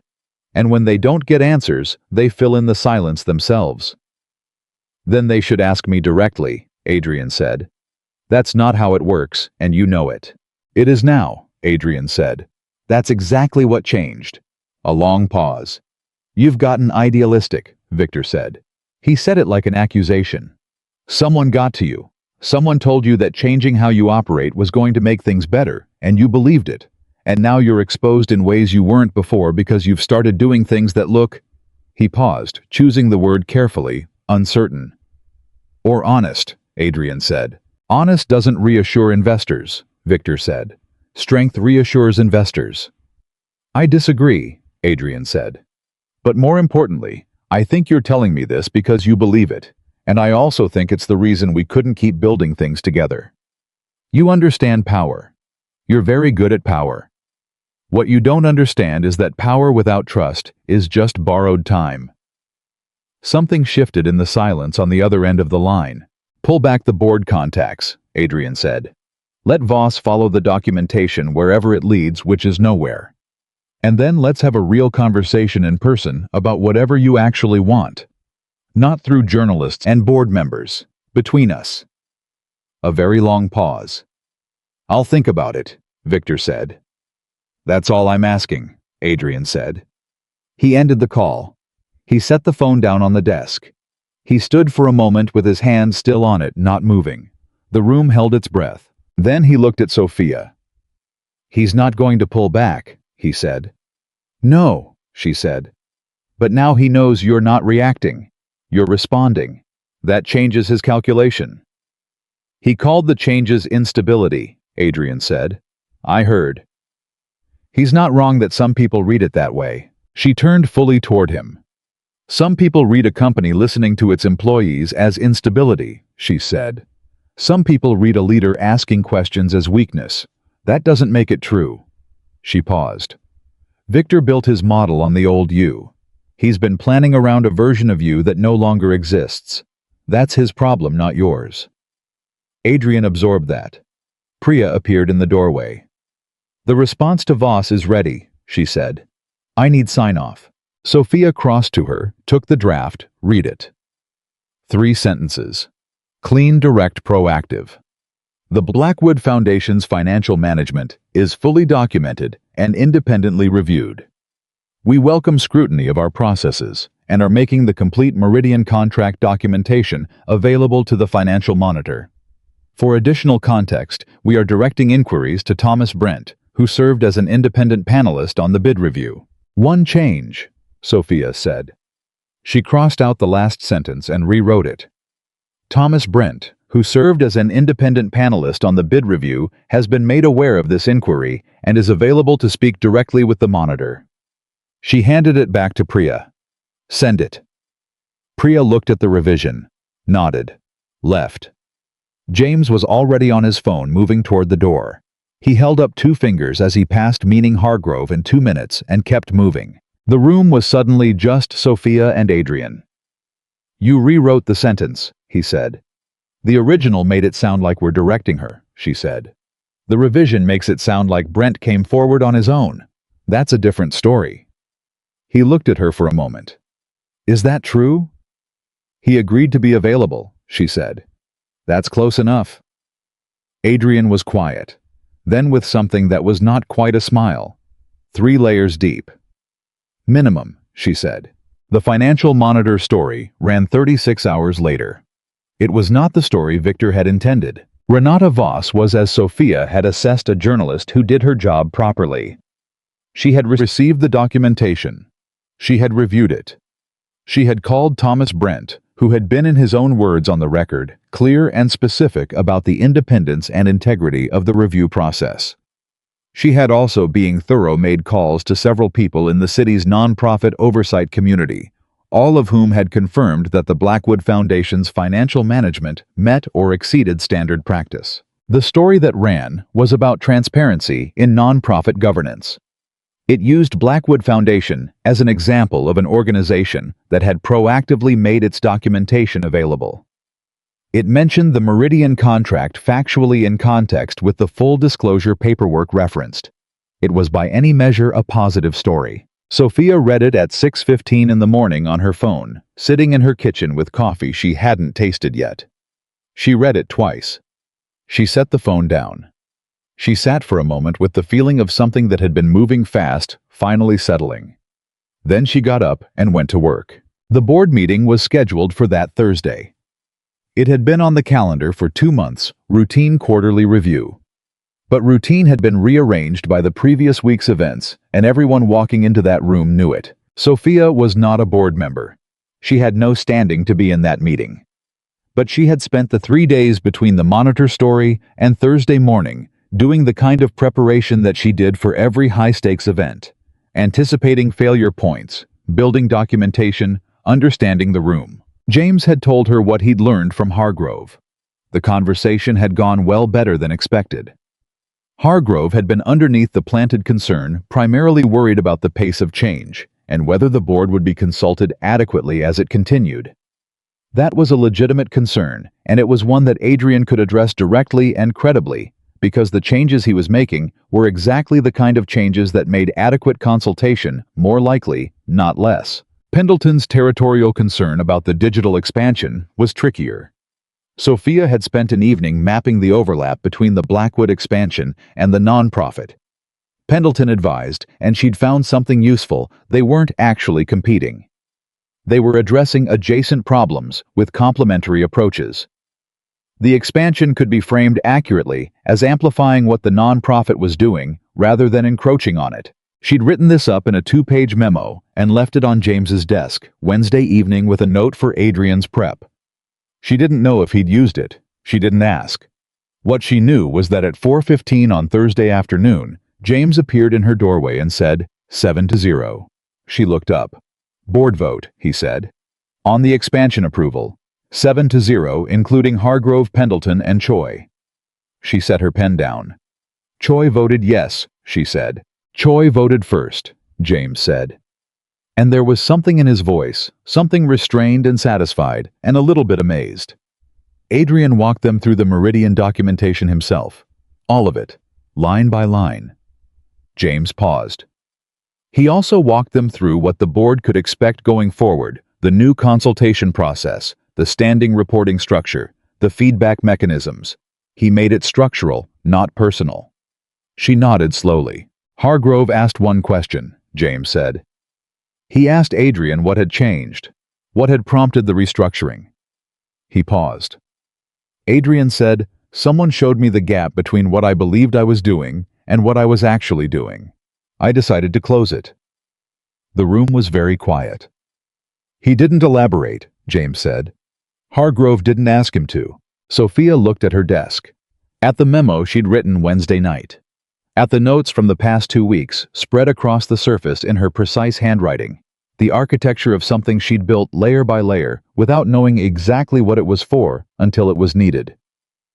Okay, she said. James smiled. The small, real smile she'd started to recognize as his genuine one. There's one more thing, he said. Victor Hayes called the office this morning, before the board meeting. She looked at him. He asked for a meeting with Adrian, James said. He said. He paused, and she could tell he was quoting precisely that he'd been operating on incomplete information and wanted to correct that. She was quiet for the moment. What did Adrian say? He said yes, James said. Next week, in person. He paused. He also said to tell you. Why me? James looked at her with the expression of a man stating an obvious thing to someone who has inexplicably missed it. Because it was your call, he said. The call to Victor. The way you framed it, not a confrontation, a conversation, that's what opened the door. He paused. Adrian wanted you to know that it worked. She sat with that. It worked because he made the call, she said. I just suggested the framing. That's a distinction he doesn't agree with, James said. He left. She turned back to her desk. She had a corporate summit in 6 weeks that was now her primary responsibility, and the planning was at the stage where every day of delay compounded. She opened her laptop. She started going through the vendor confirmations.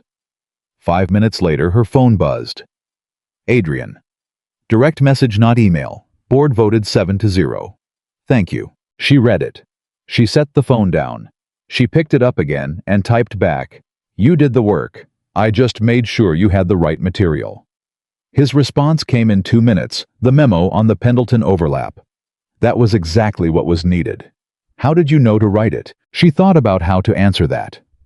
She thought about the seating chart and the index cards and the 47 pages, and about the kind of thinking that was always running underneath her work. The structural thinking, the if, this then that thinking. The thinking that treated every human relationship as a system with identifiable pressure points and navigable dynamics. She typed, "I pay attention to what people actually care about underneath what they say they care about." Pendleton wasn't against the expansion. He was afraid of being made irrelevant by it. Once you addressed that, the vote was obvious. A pause. "Then, you should have been in that room." She typed, "I was. Just not visibly." She set the phone down. She went back to the summit planning. The meeting with Victor happened on a Wednesday. Sophia wasn't there for it. She wasn't supposed to be, and she didn't try to be. She had her own work and the dynamics of two men who had built things together and then separated badly and were now trying to figure out what existed between them on the other side of a failed campaign that was between them. She heard about it from James afterward, in the same small conference room where he'd told her about the promotion, which felt in some way she couldn't fully articulate, like the right place for important things to be said. Victor came in prepared to negotiate, James said. He had a list.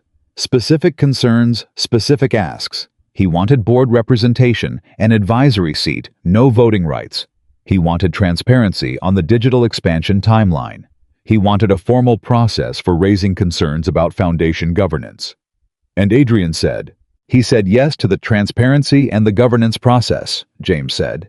"He said no to the advisory seat, but he offered something else." James paused. "A formal partnership on the digital expansion. Victor's company has infrastructure that could accelerate the timeline significantly." Adrian had been aware of that for 2 years and hadn't used it because the relationship was complicated. She looked at him. "He offered Victor a real stake in something that works," James said. "Not a ceremonial seat, actual work." "And Victor?" "Victor said he'd think about it," James said.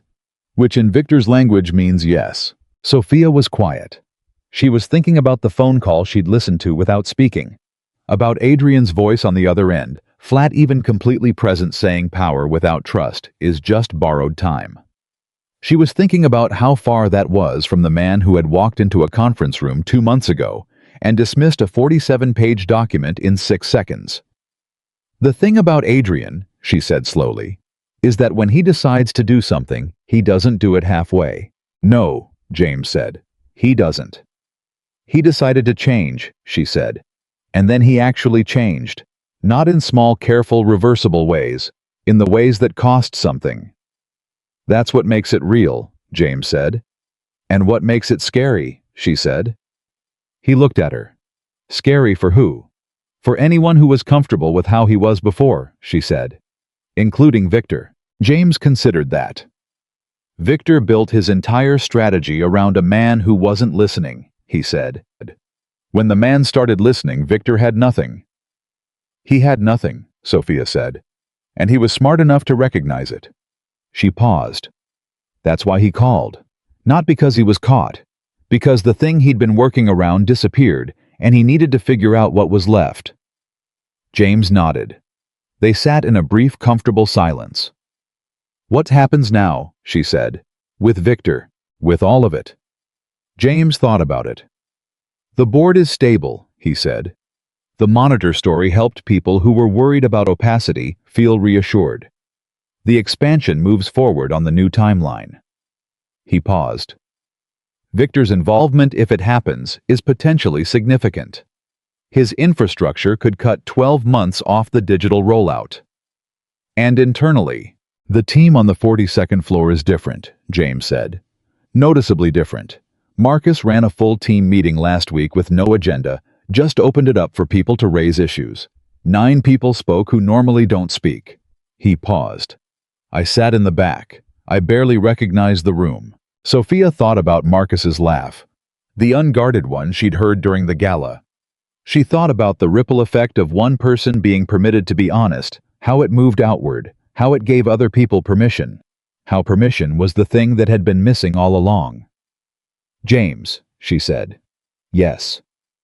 "When you tried 4 years ago," she said, "what did you actually say?" He looked at her.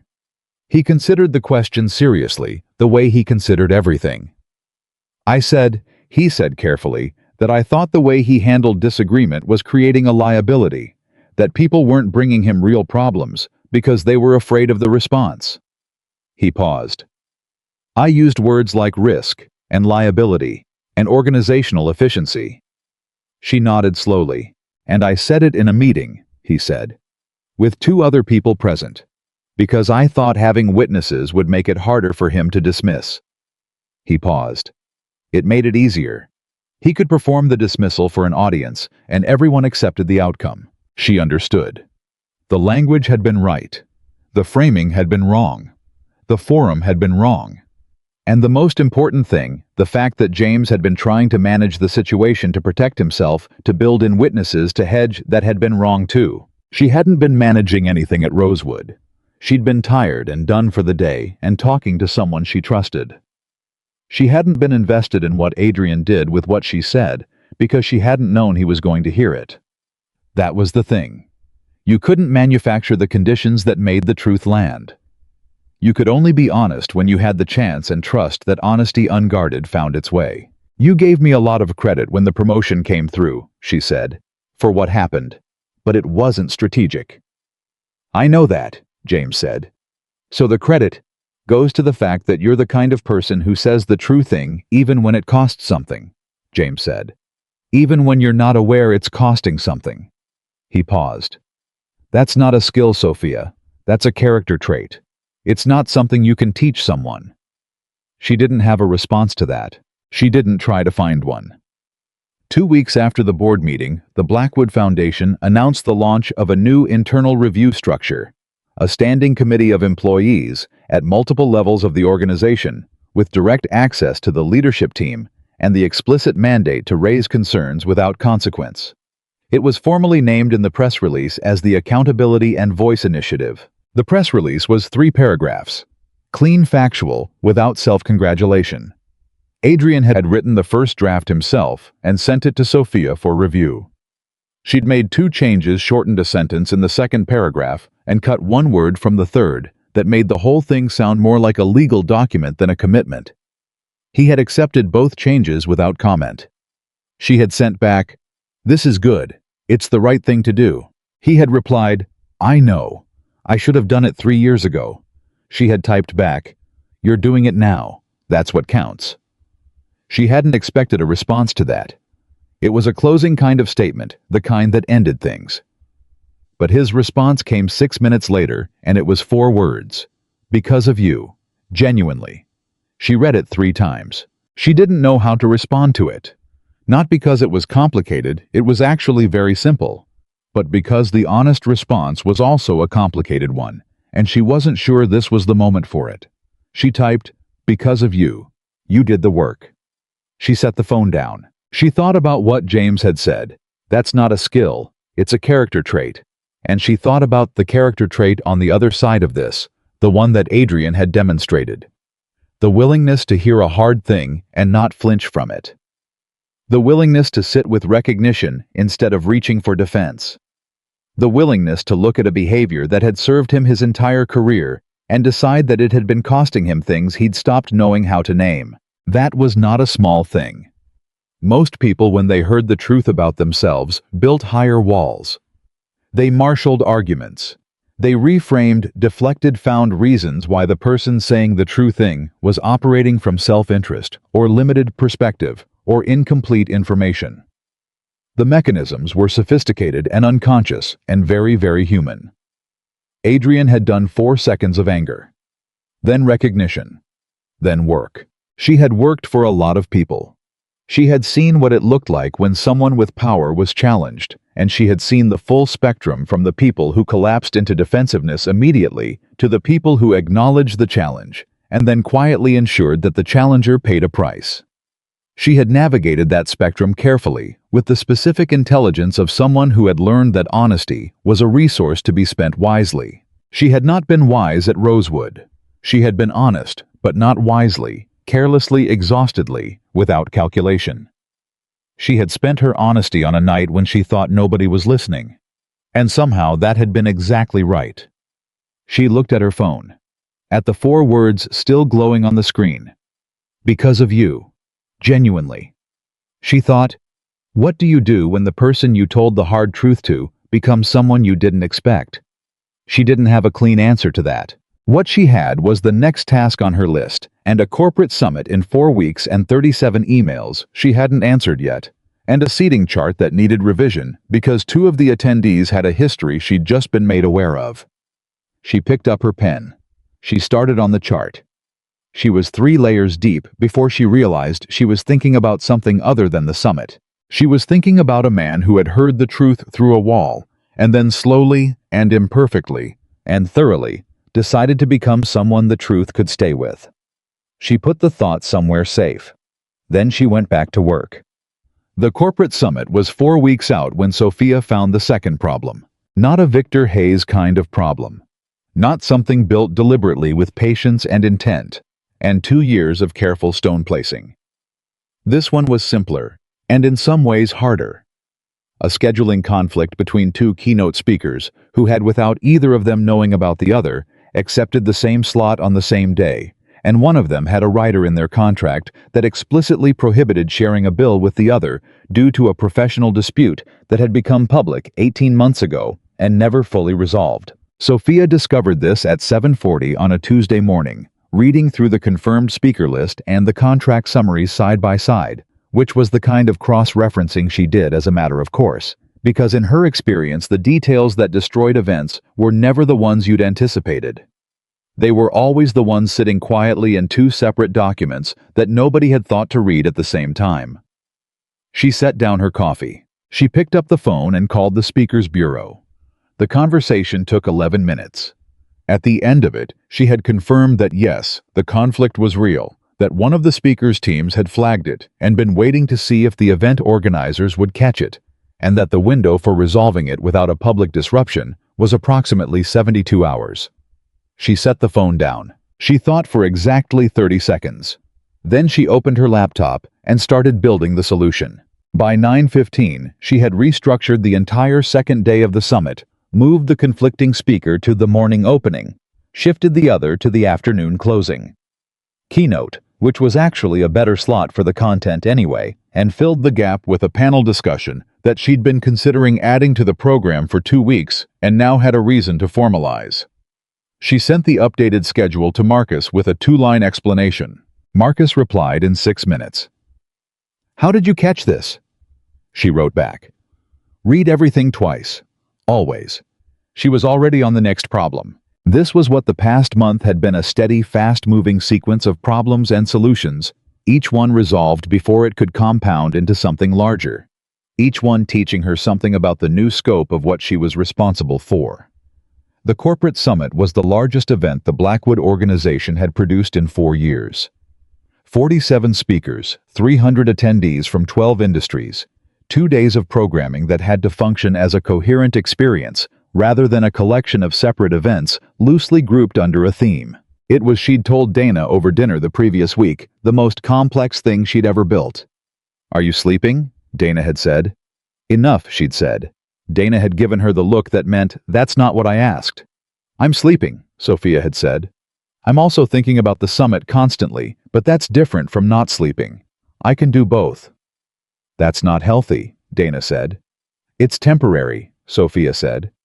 "In 5 weeks, it'll be over, and I'll sleep for a week.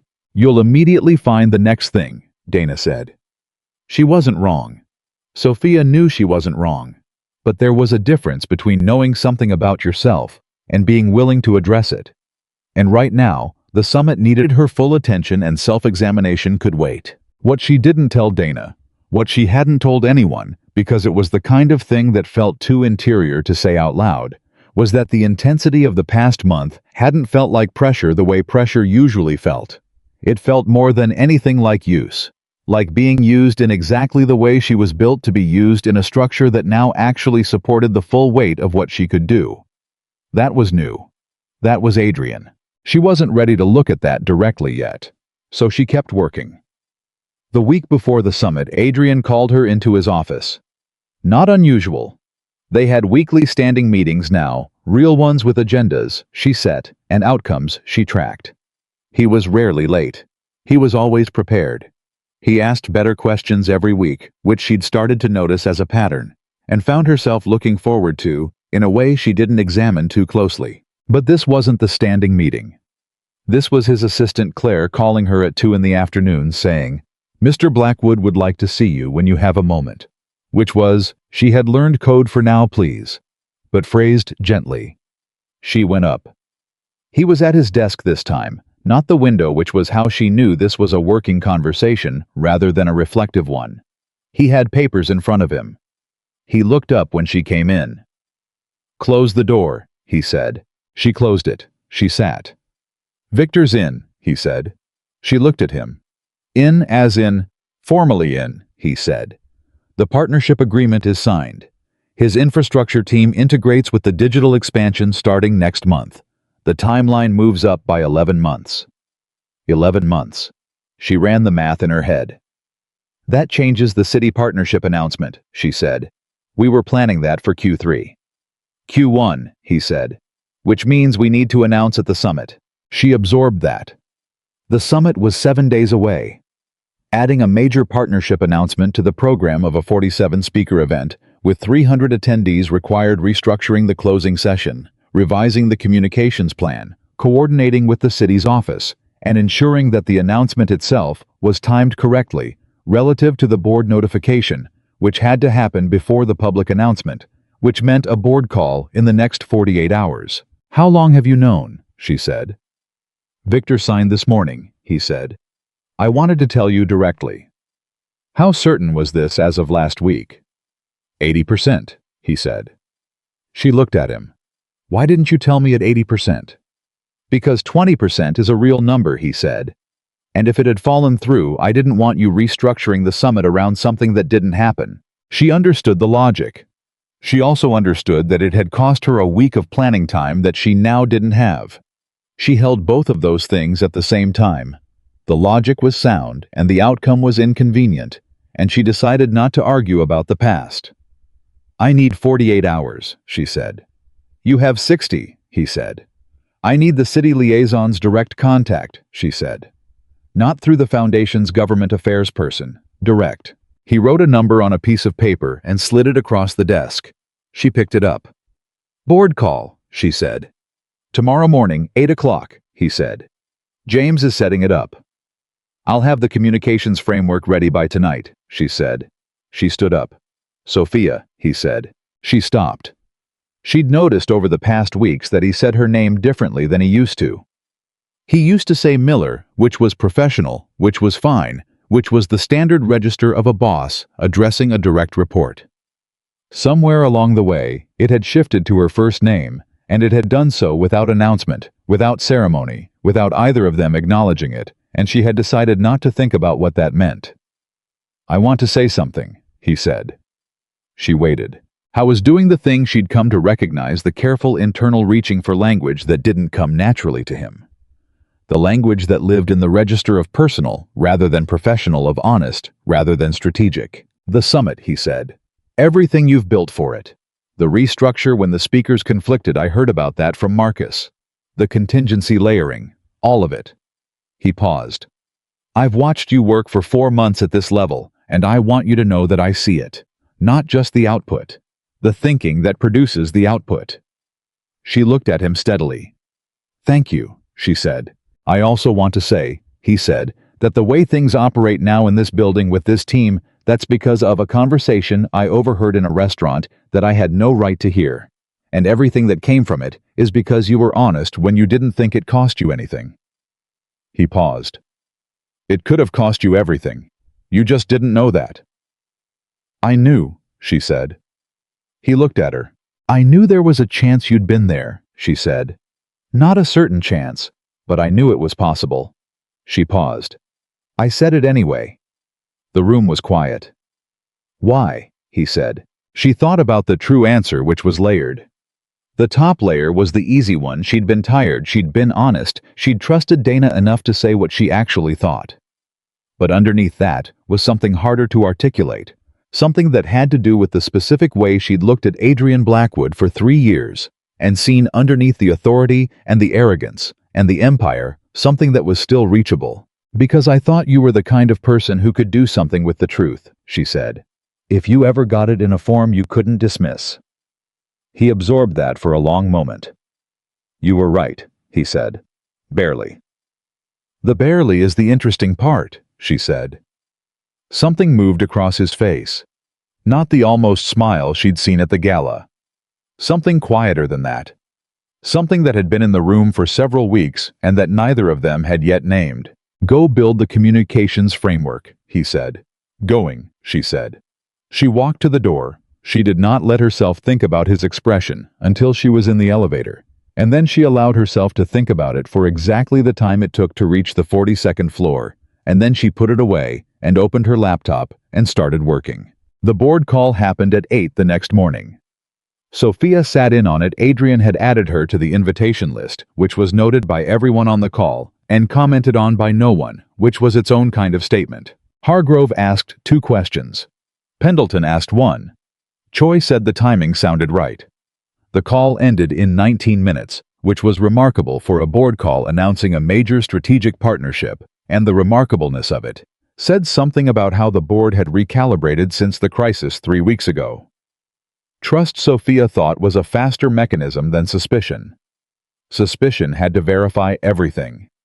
Trust only had to verify the things that were unclear. She spent the rest of that day, and all of the following one, building the announcement framework. Not just the press release, the whole architecture. The talking points for Adrian. The briefing document for the city liaison. The sequencing of the announcement within the summit's closing session. The Q&A preparation for the questions that would come from the summit attendees, then from the press, then from the city's stakeholders, who would have opinions about a private sector partnership with public implications. She did this the way she did everything, in layers with contingencies, anticipating the failure points, building the truth into the structure so the truth could speak for itself. Marcus helped. He had become over the past month a different kind of colleague, still the same person, still the same sharp, slightly self-deprecating intelligence she'd always recognized, but less guarded about it. Less careful about where he applied his full capability, as though someone had removed a ceiling he'd stopped noticing was there. She knew she'd done some of that. She also knew that the structure around him had done most of it, that individual permission only went so far.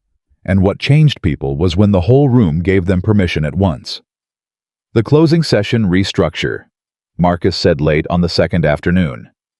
I want to add a segment before the partnership announcement. 3 minutes max.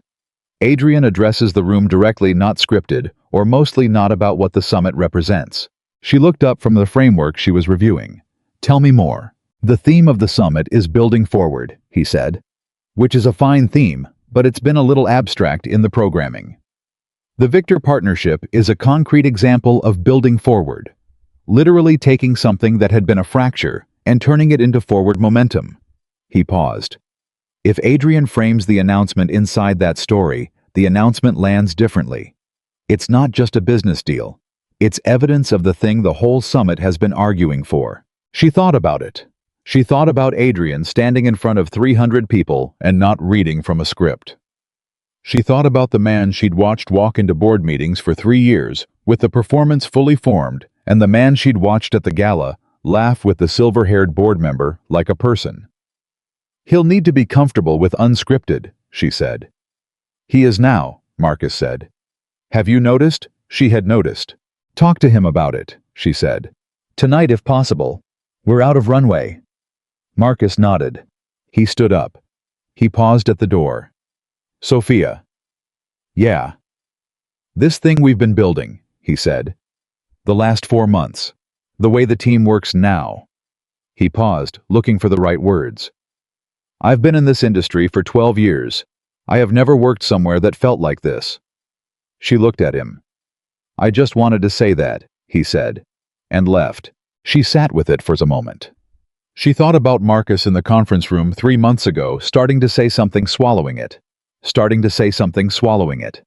The specific physical experience of a person editing themselves down to nothing over and over until the editing became the default and the original thought was too far under to reach. She thought about what it cost people to work that way. Not just professionally in themselves, in their sense of what they were capable of. She turned back to the framework. 36 more hours. The summit opened on a Thursday morning with 400 people in the room. More than planned, 200 additional registrations in the final week, which Marcus attributed to the Monitor story and the Foundation's recent visibility. Sophia had quietly prepared for the overflow 2 weeks ago because she had looked at the registration trend and done the math and added 20% capacity to every room as a precaution. The contingency plans were already working before the first speaker took the stage. She moved through the first day, like she moved through every event, everywhere and nowhere visible to no one, solving problems before they became events. A speaker who needed a technical setup adjusted. A VIP attendee whose driver had dropped them at the wrong entrance. A panel that ran 4 minutes long and needed a tighter moderator for the next one. She handled each of these things without drama, without announcement, without anyone in the room knowing anything had been managed. That was the job done right. Dana texted her at noon. "You're working right now, aren't you?" She typed back. "It's my event." Dana. "Of course it is. How is it?" "Exactly right," she wrote. Dana sent back a single heart. She put the phone in her pocket and went to handle the next thing. The second day was the one that mattered. The morning sessions ran clean. The afternoon panel on digital infrastructure drew the largest audience of the summit and went 20 minutes over on the Q&A because the room wouldn't stop asking questions, which was the best possible problem to have. Marcus ran the time extension without visible panic and wrapped it with the specific graceful firmness she'd seen him develop over the past month.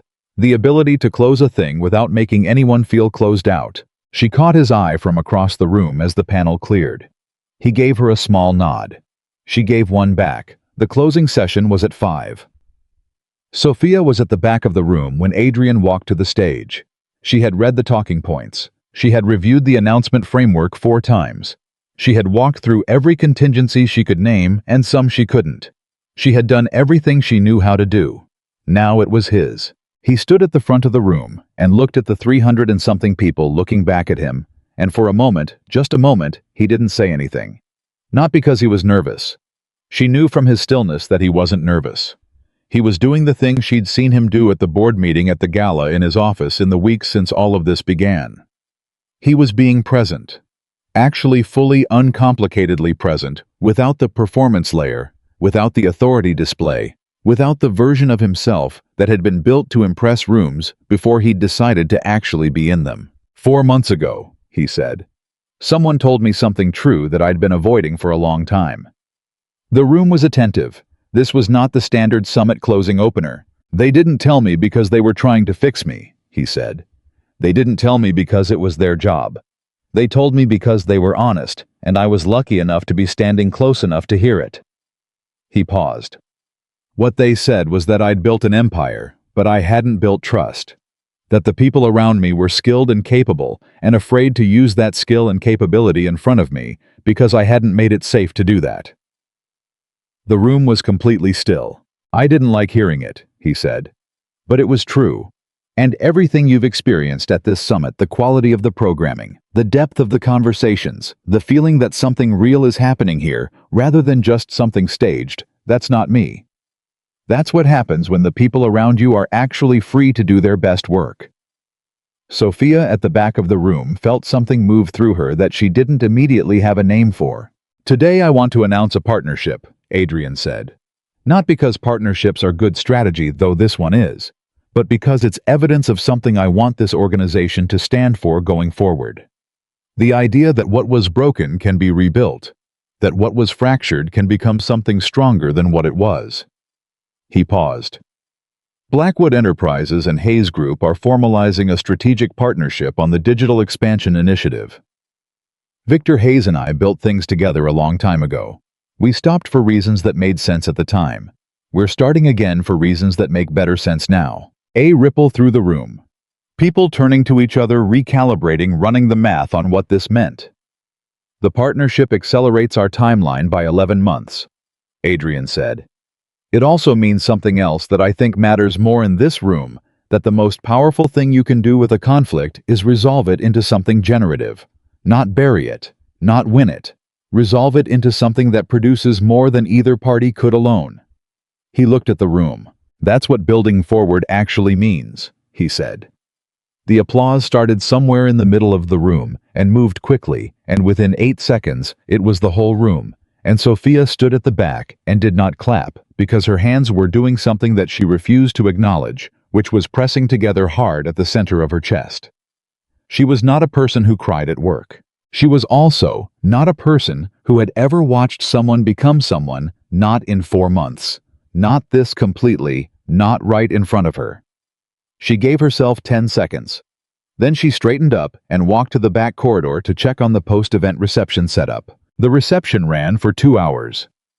Victor Hayes was there, his first appearance at a Blackwood event in 3 years. He moved through the room with the particular ease of a man who had accepted a new position and was working out what it looked like in practice. Several people approached him. Several conversations happened that would produce things Sophia couldn't see yet. She watched from the edge, doing her final walkthrough, checking that the event was closing, the way it had opened, cleanly, completely, every detail accounted for. Adrian found her near the exit at 7:15. The room was thinning. The reception was winding down. She was making notes on her phone, things to close out tomorrow. The debrief list that would take most of the morning. The vendor reviews and the attendee surveys and the 50 small completions that followed every large thing. "How does it feel?" he said. She looked up. He was standing closer than he usually stood. Not inappropriately close, just closer. The distance of 2 people who had stopped performing distance. "Exactly right," she said. "Marcus's segment worked," he said. "It was his idea," she said. "I just said do it."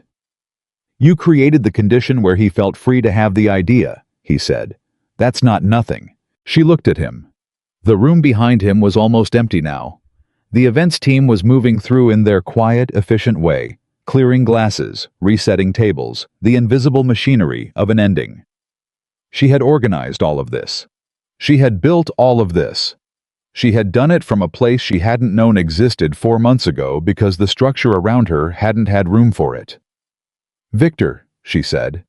"How was it seeing him?" "Stranger than I expected," Adrian said.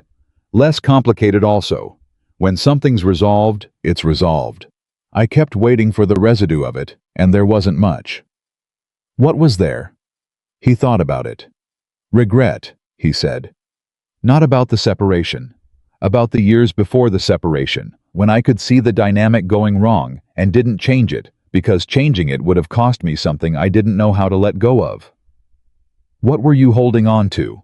I was quiet for a moment. The particular quiet that meant he was going to answer honestly. "The version of myself that didn't need anyone to correct him," he said. "The version that was complete, self-sufficient, that had built everything he needed and didn't have any empty spaces left." She looked at him. "You had empty spaces," she said. "You'd just convinced yourself they were structural." "Yes," he said. "The arrogance," she said. "It was protecting something. It was protecting everything," he said. "Because if you never let anyone see where the walls are thin, nobody can put pressure there." He paused. "The problem is, you also never let anyone in." The room was almost empty. The last of the reception guests were moving toward the exit. The events team had finished the first pass of the reset and was working the far end of the space out of earshot. "Can I ask you something personal?" he said. She looked at him. "The night at Rosewood," he said. "You told Dana that you didn't think I could change, that it wasn't how people like me worked." She went still. "I remember it specifically," he said. "Because it was the thing that landed hardest. Not the arrogance part. Not the leadership critique. That one sentence." He paused. "Do you still think that?" She looked at him for a long time. She thought about 4 months. She thought about 47 pages and 6 seconds that became genuine attention. She thought about the board meeting and the Victor call and the way he'd stood in front of 300 people and told them the truth without a script. She thought about the team on the 42nd floor, where people now spoke in meetings with their full voices, where Marcus had convened a discussion that had no agenda, where 9 people who didn't used to speak now did. "No," she said. He absorbed that. "When did you change your mind?" "When you changed yours," she said. He looked at her with the expression she'd been filing away for months, the one she hadn't let herself look at directly. She looked at it now fully, the way you look at something you've been approaching at an angle and finally turned to face, and what she found in it was not complicated. It was in fact very simple. He looked at her the way a person looks at someone they're grateful for and also afraid of, in equal measure, for equal and opposite reasons. The gratitude because she had told the truth, and the truth had been what he needed. The fear because she was the only person in his proximity who would tell him the truth again, who would keep telling it, who would not flatten herself into the shape of whatever version of him was easiest. And he needed that. He knew he needed that. He had spent 42 years building a life that was insulated from that, and the insulation had been the problem. And now that he understood the problem, he was looking at the solution and feeling something he had not felt in so long, he'd forgotten it was possible. He was looking at her like she was the most important person in the room. The most important room he'd ever been in. "I want to tell you something," he said. "You've been telling me things for 4 months," she said. "Not this," he said. She waited. She did not make it easier for him. She had learned over the past months that the only way to get the truest version of what someone wanted to say was to hold the space open and let them fill it without help. He said, "You are the first person in a very long time who has seen me. Not the position, not the company, not the reputation, and stayed anyway. Without adjusting what you said to protect yourself. Without editing the truth because you were worried about the cost." He paused. "I don't know what to do with that except tell you that I notice it, that I'm aware of it every day, and that it has changed how I understand what I want from the people around me and what I want to become." She was quiet. "I'm also aware," he said more carefully, that could put you in a difficult position professionally, and I don't want to make anything harder for you than it needs to be. So I'm saying it the way I know how to say things directly, and then I'm going to let you tell me what you think about it." She breathed. She thought about Dana saying, "Do you think he knows?" She thought about James saying that's not a skill, it's a character trait.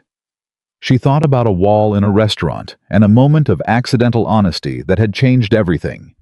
It touched starting with him and moving outward in ways she was still discovering. She thought about the question she'd asked him 4 months ago sitting across from him in his office. "Are you capable of hearing it?" He had said, "I'm trying to be." And he had been. Exactly that. Trying imperfectly thoroughly in the way he did everything difficult without doing it halfway. "I think," she said slowly, "that you are the most difficult person I have ever worked with, and also the most changed one, and also the one I trust most to keep changing." She paused. "And I think whatever exists between us is already significant enough that neither of us should pretend it isn't." He said nothing for a moment. Then, "That's not a no." "It's not a no," she said. "It's also not simple," he said. "Nothing worth anything is simple," she said. "You know that better than anyone." He looked at her. Really looked the way he'd been learning to look at things at people without the quick scan and the rapid conclusion. With actual attention. With the willingness to see what was there instead of what was convenient. "I have a very powerful instinct," he said, "to make a decision right now and move forward with certainty." "I know," she said. "I'm going to resist it," he said. "Good," she said. "Because you taught me that the most important things deserve more than 6 seconds," he said. Something moved through her. Not the something she'd been filing away, something older and quieter than that. Something that had been sitting at the center of every difficult thing she'd ever done. The belief that honesty had value, even when you couldn't see where it was going. That the truth you spoke into the dark was not wasted. She looked at him. "Yes," she said. "They do." They stood in the almost empty room. The events team finished the last of the reset. The lights came up slightly the way they always did at the end of a well-run event, an almost imperceptible brightening, a signal that what had been built here was done, that the space was returning to itself, carrying only whatever people took with them when they left. She would come back tomorrow. There was a debrief list, vendor reviews, attendee surveys, the 50 small completions that followed the large thing. She would sit at her desk and work through all of it methodically, because that was what she did. Because the building you built was only as real as the care you gave it after the event was over. But that was tomorrow. Tonight she had built something that worked. A summit that had run exactly right. An announcement that had changed the shape of the organization's next 2 years. A room full of people who had left carrying something they hadn't arrived with. And standing in front of her was a man who had heard the truth through a wall 4 months ago and had followed it all the way here through the resistance and the recognition and the hard, slow, thorough work of becoming someone the truth could stay with. She thought about what she'd said at Rosewood. Adrian Blackwood doesn't listen. He just expects the world to follow. She looked at him now, at the man in front of her, the one without the performance, the one who had learned to be present and was still learning, who had made mistakes. He'd counted and owned, who had taken a room full of afraid people and turned it into something that breathed. She had been wrong, and being wrong about this, she thought, was the best thing that had ever happened to her. She picked up her notebook. "I have a debrief list," she said. "Of course you do," he said. "It can wait until tomorrow," she said. He looked at her. Something settled in his expression. Not triumph, nothing so simple as that. The particular piece of a person who has arrived somewhere they stopped believing they would reach. "Then let me buy you dinner," he said. "Not Rosewood," she said. He almost laughed. "Absolutely not Rosewood." She put the notebook under her arm. She looked at him one last time, at the man who had started as a wall she'd spoken through without knowing it, and had become the person on the other side of every true thing she'd ever said. "Okay," she said. And Adrian Blackwood, who had spent 42 years building an empire to avoid ever needing anyone, held the door open for the only woman who had never once been afraid of him, and that was exactly how it was supposed to be.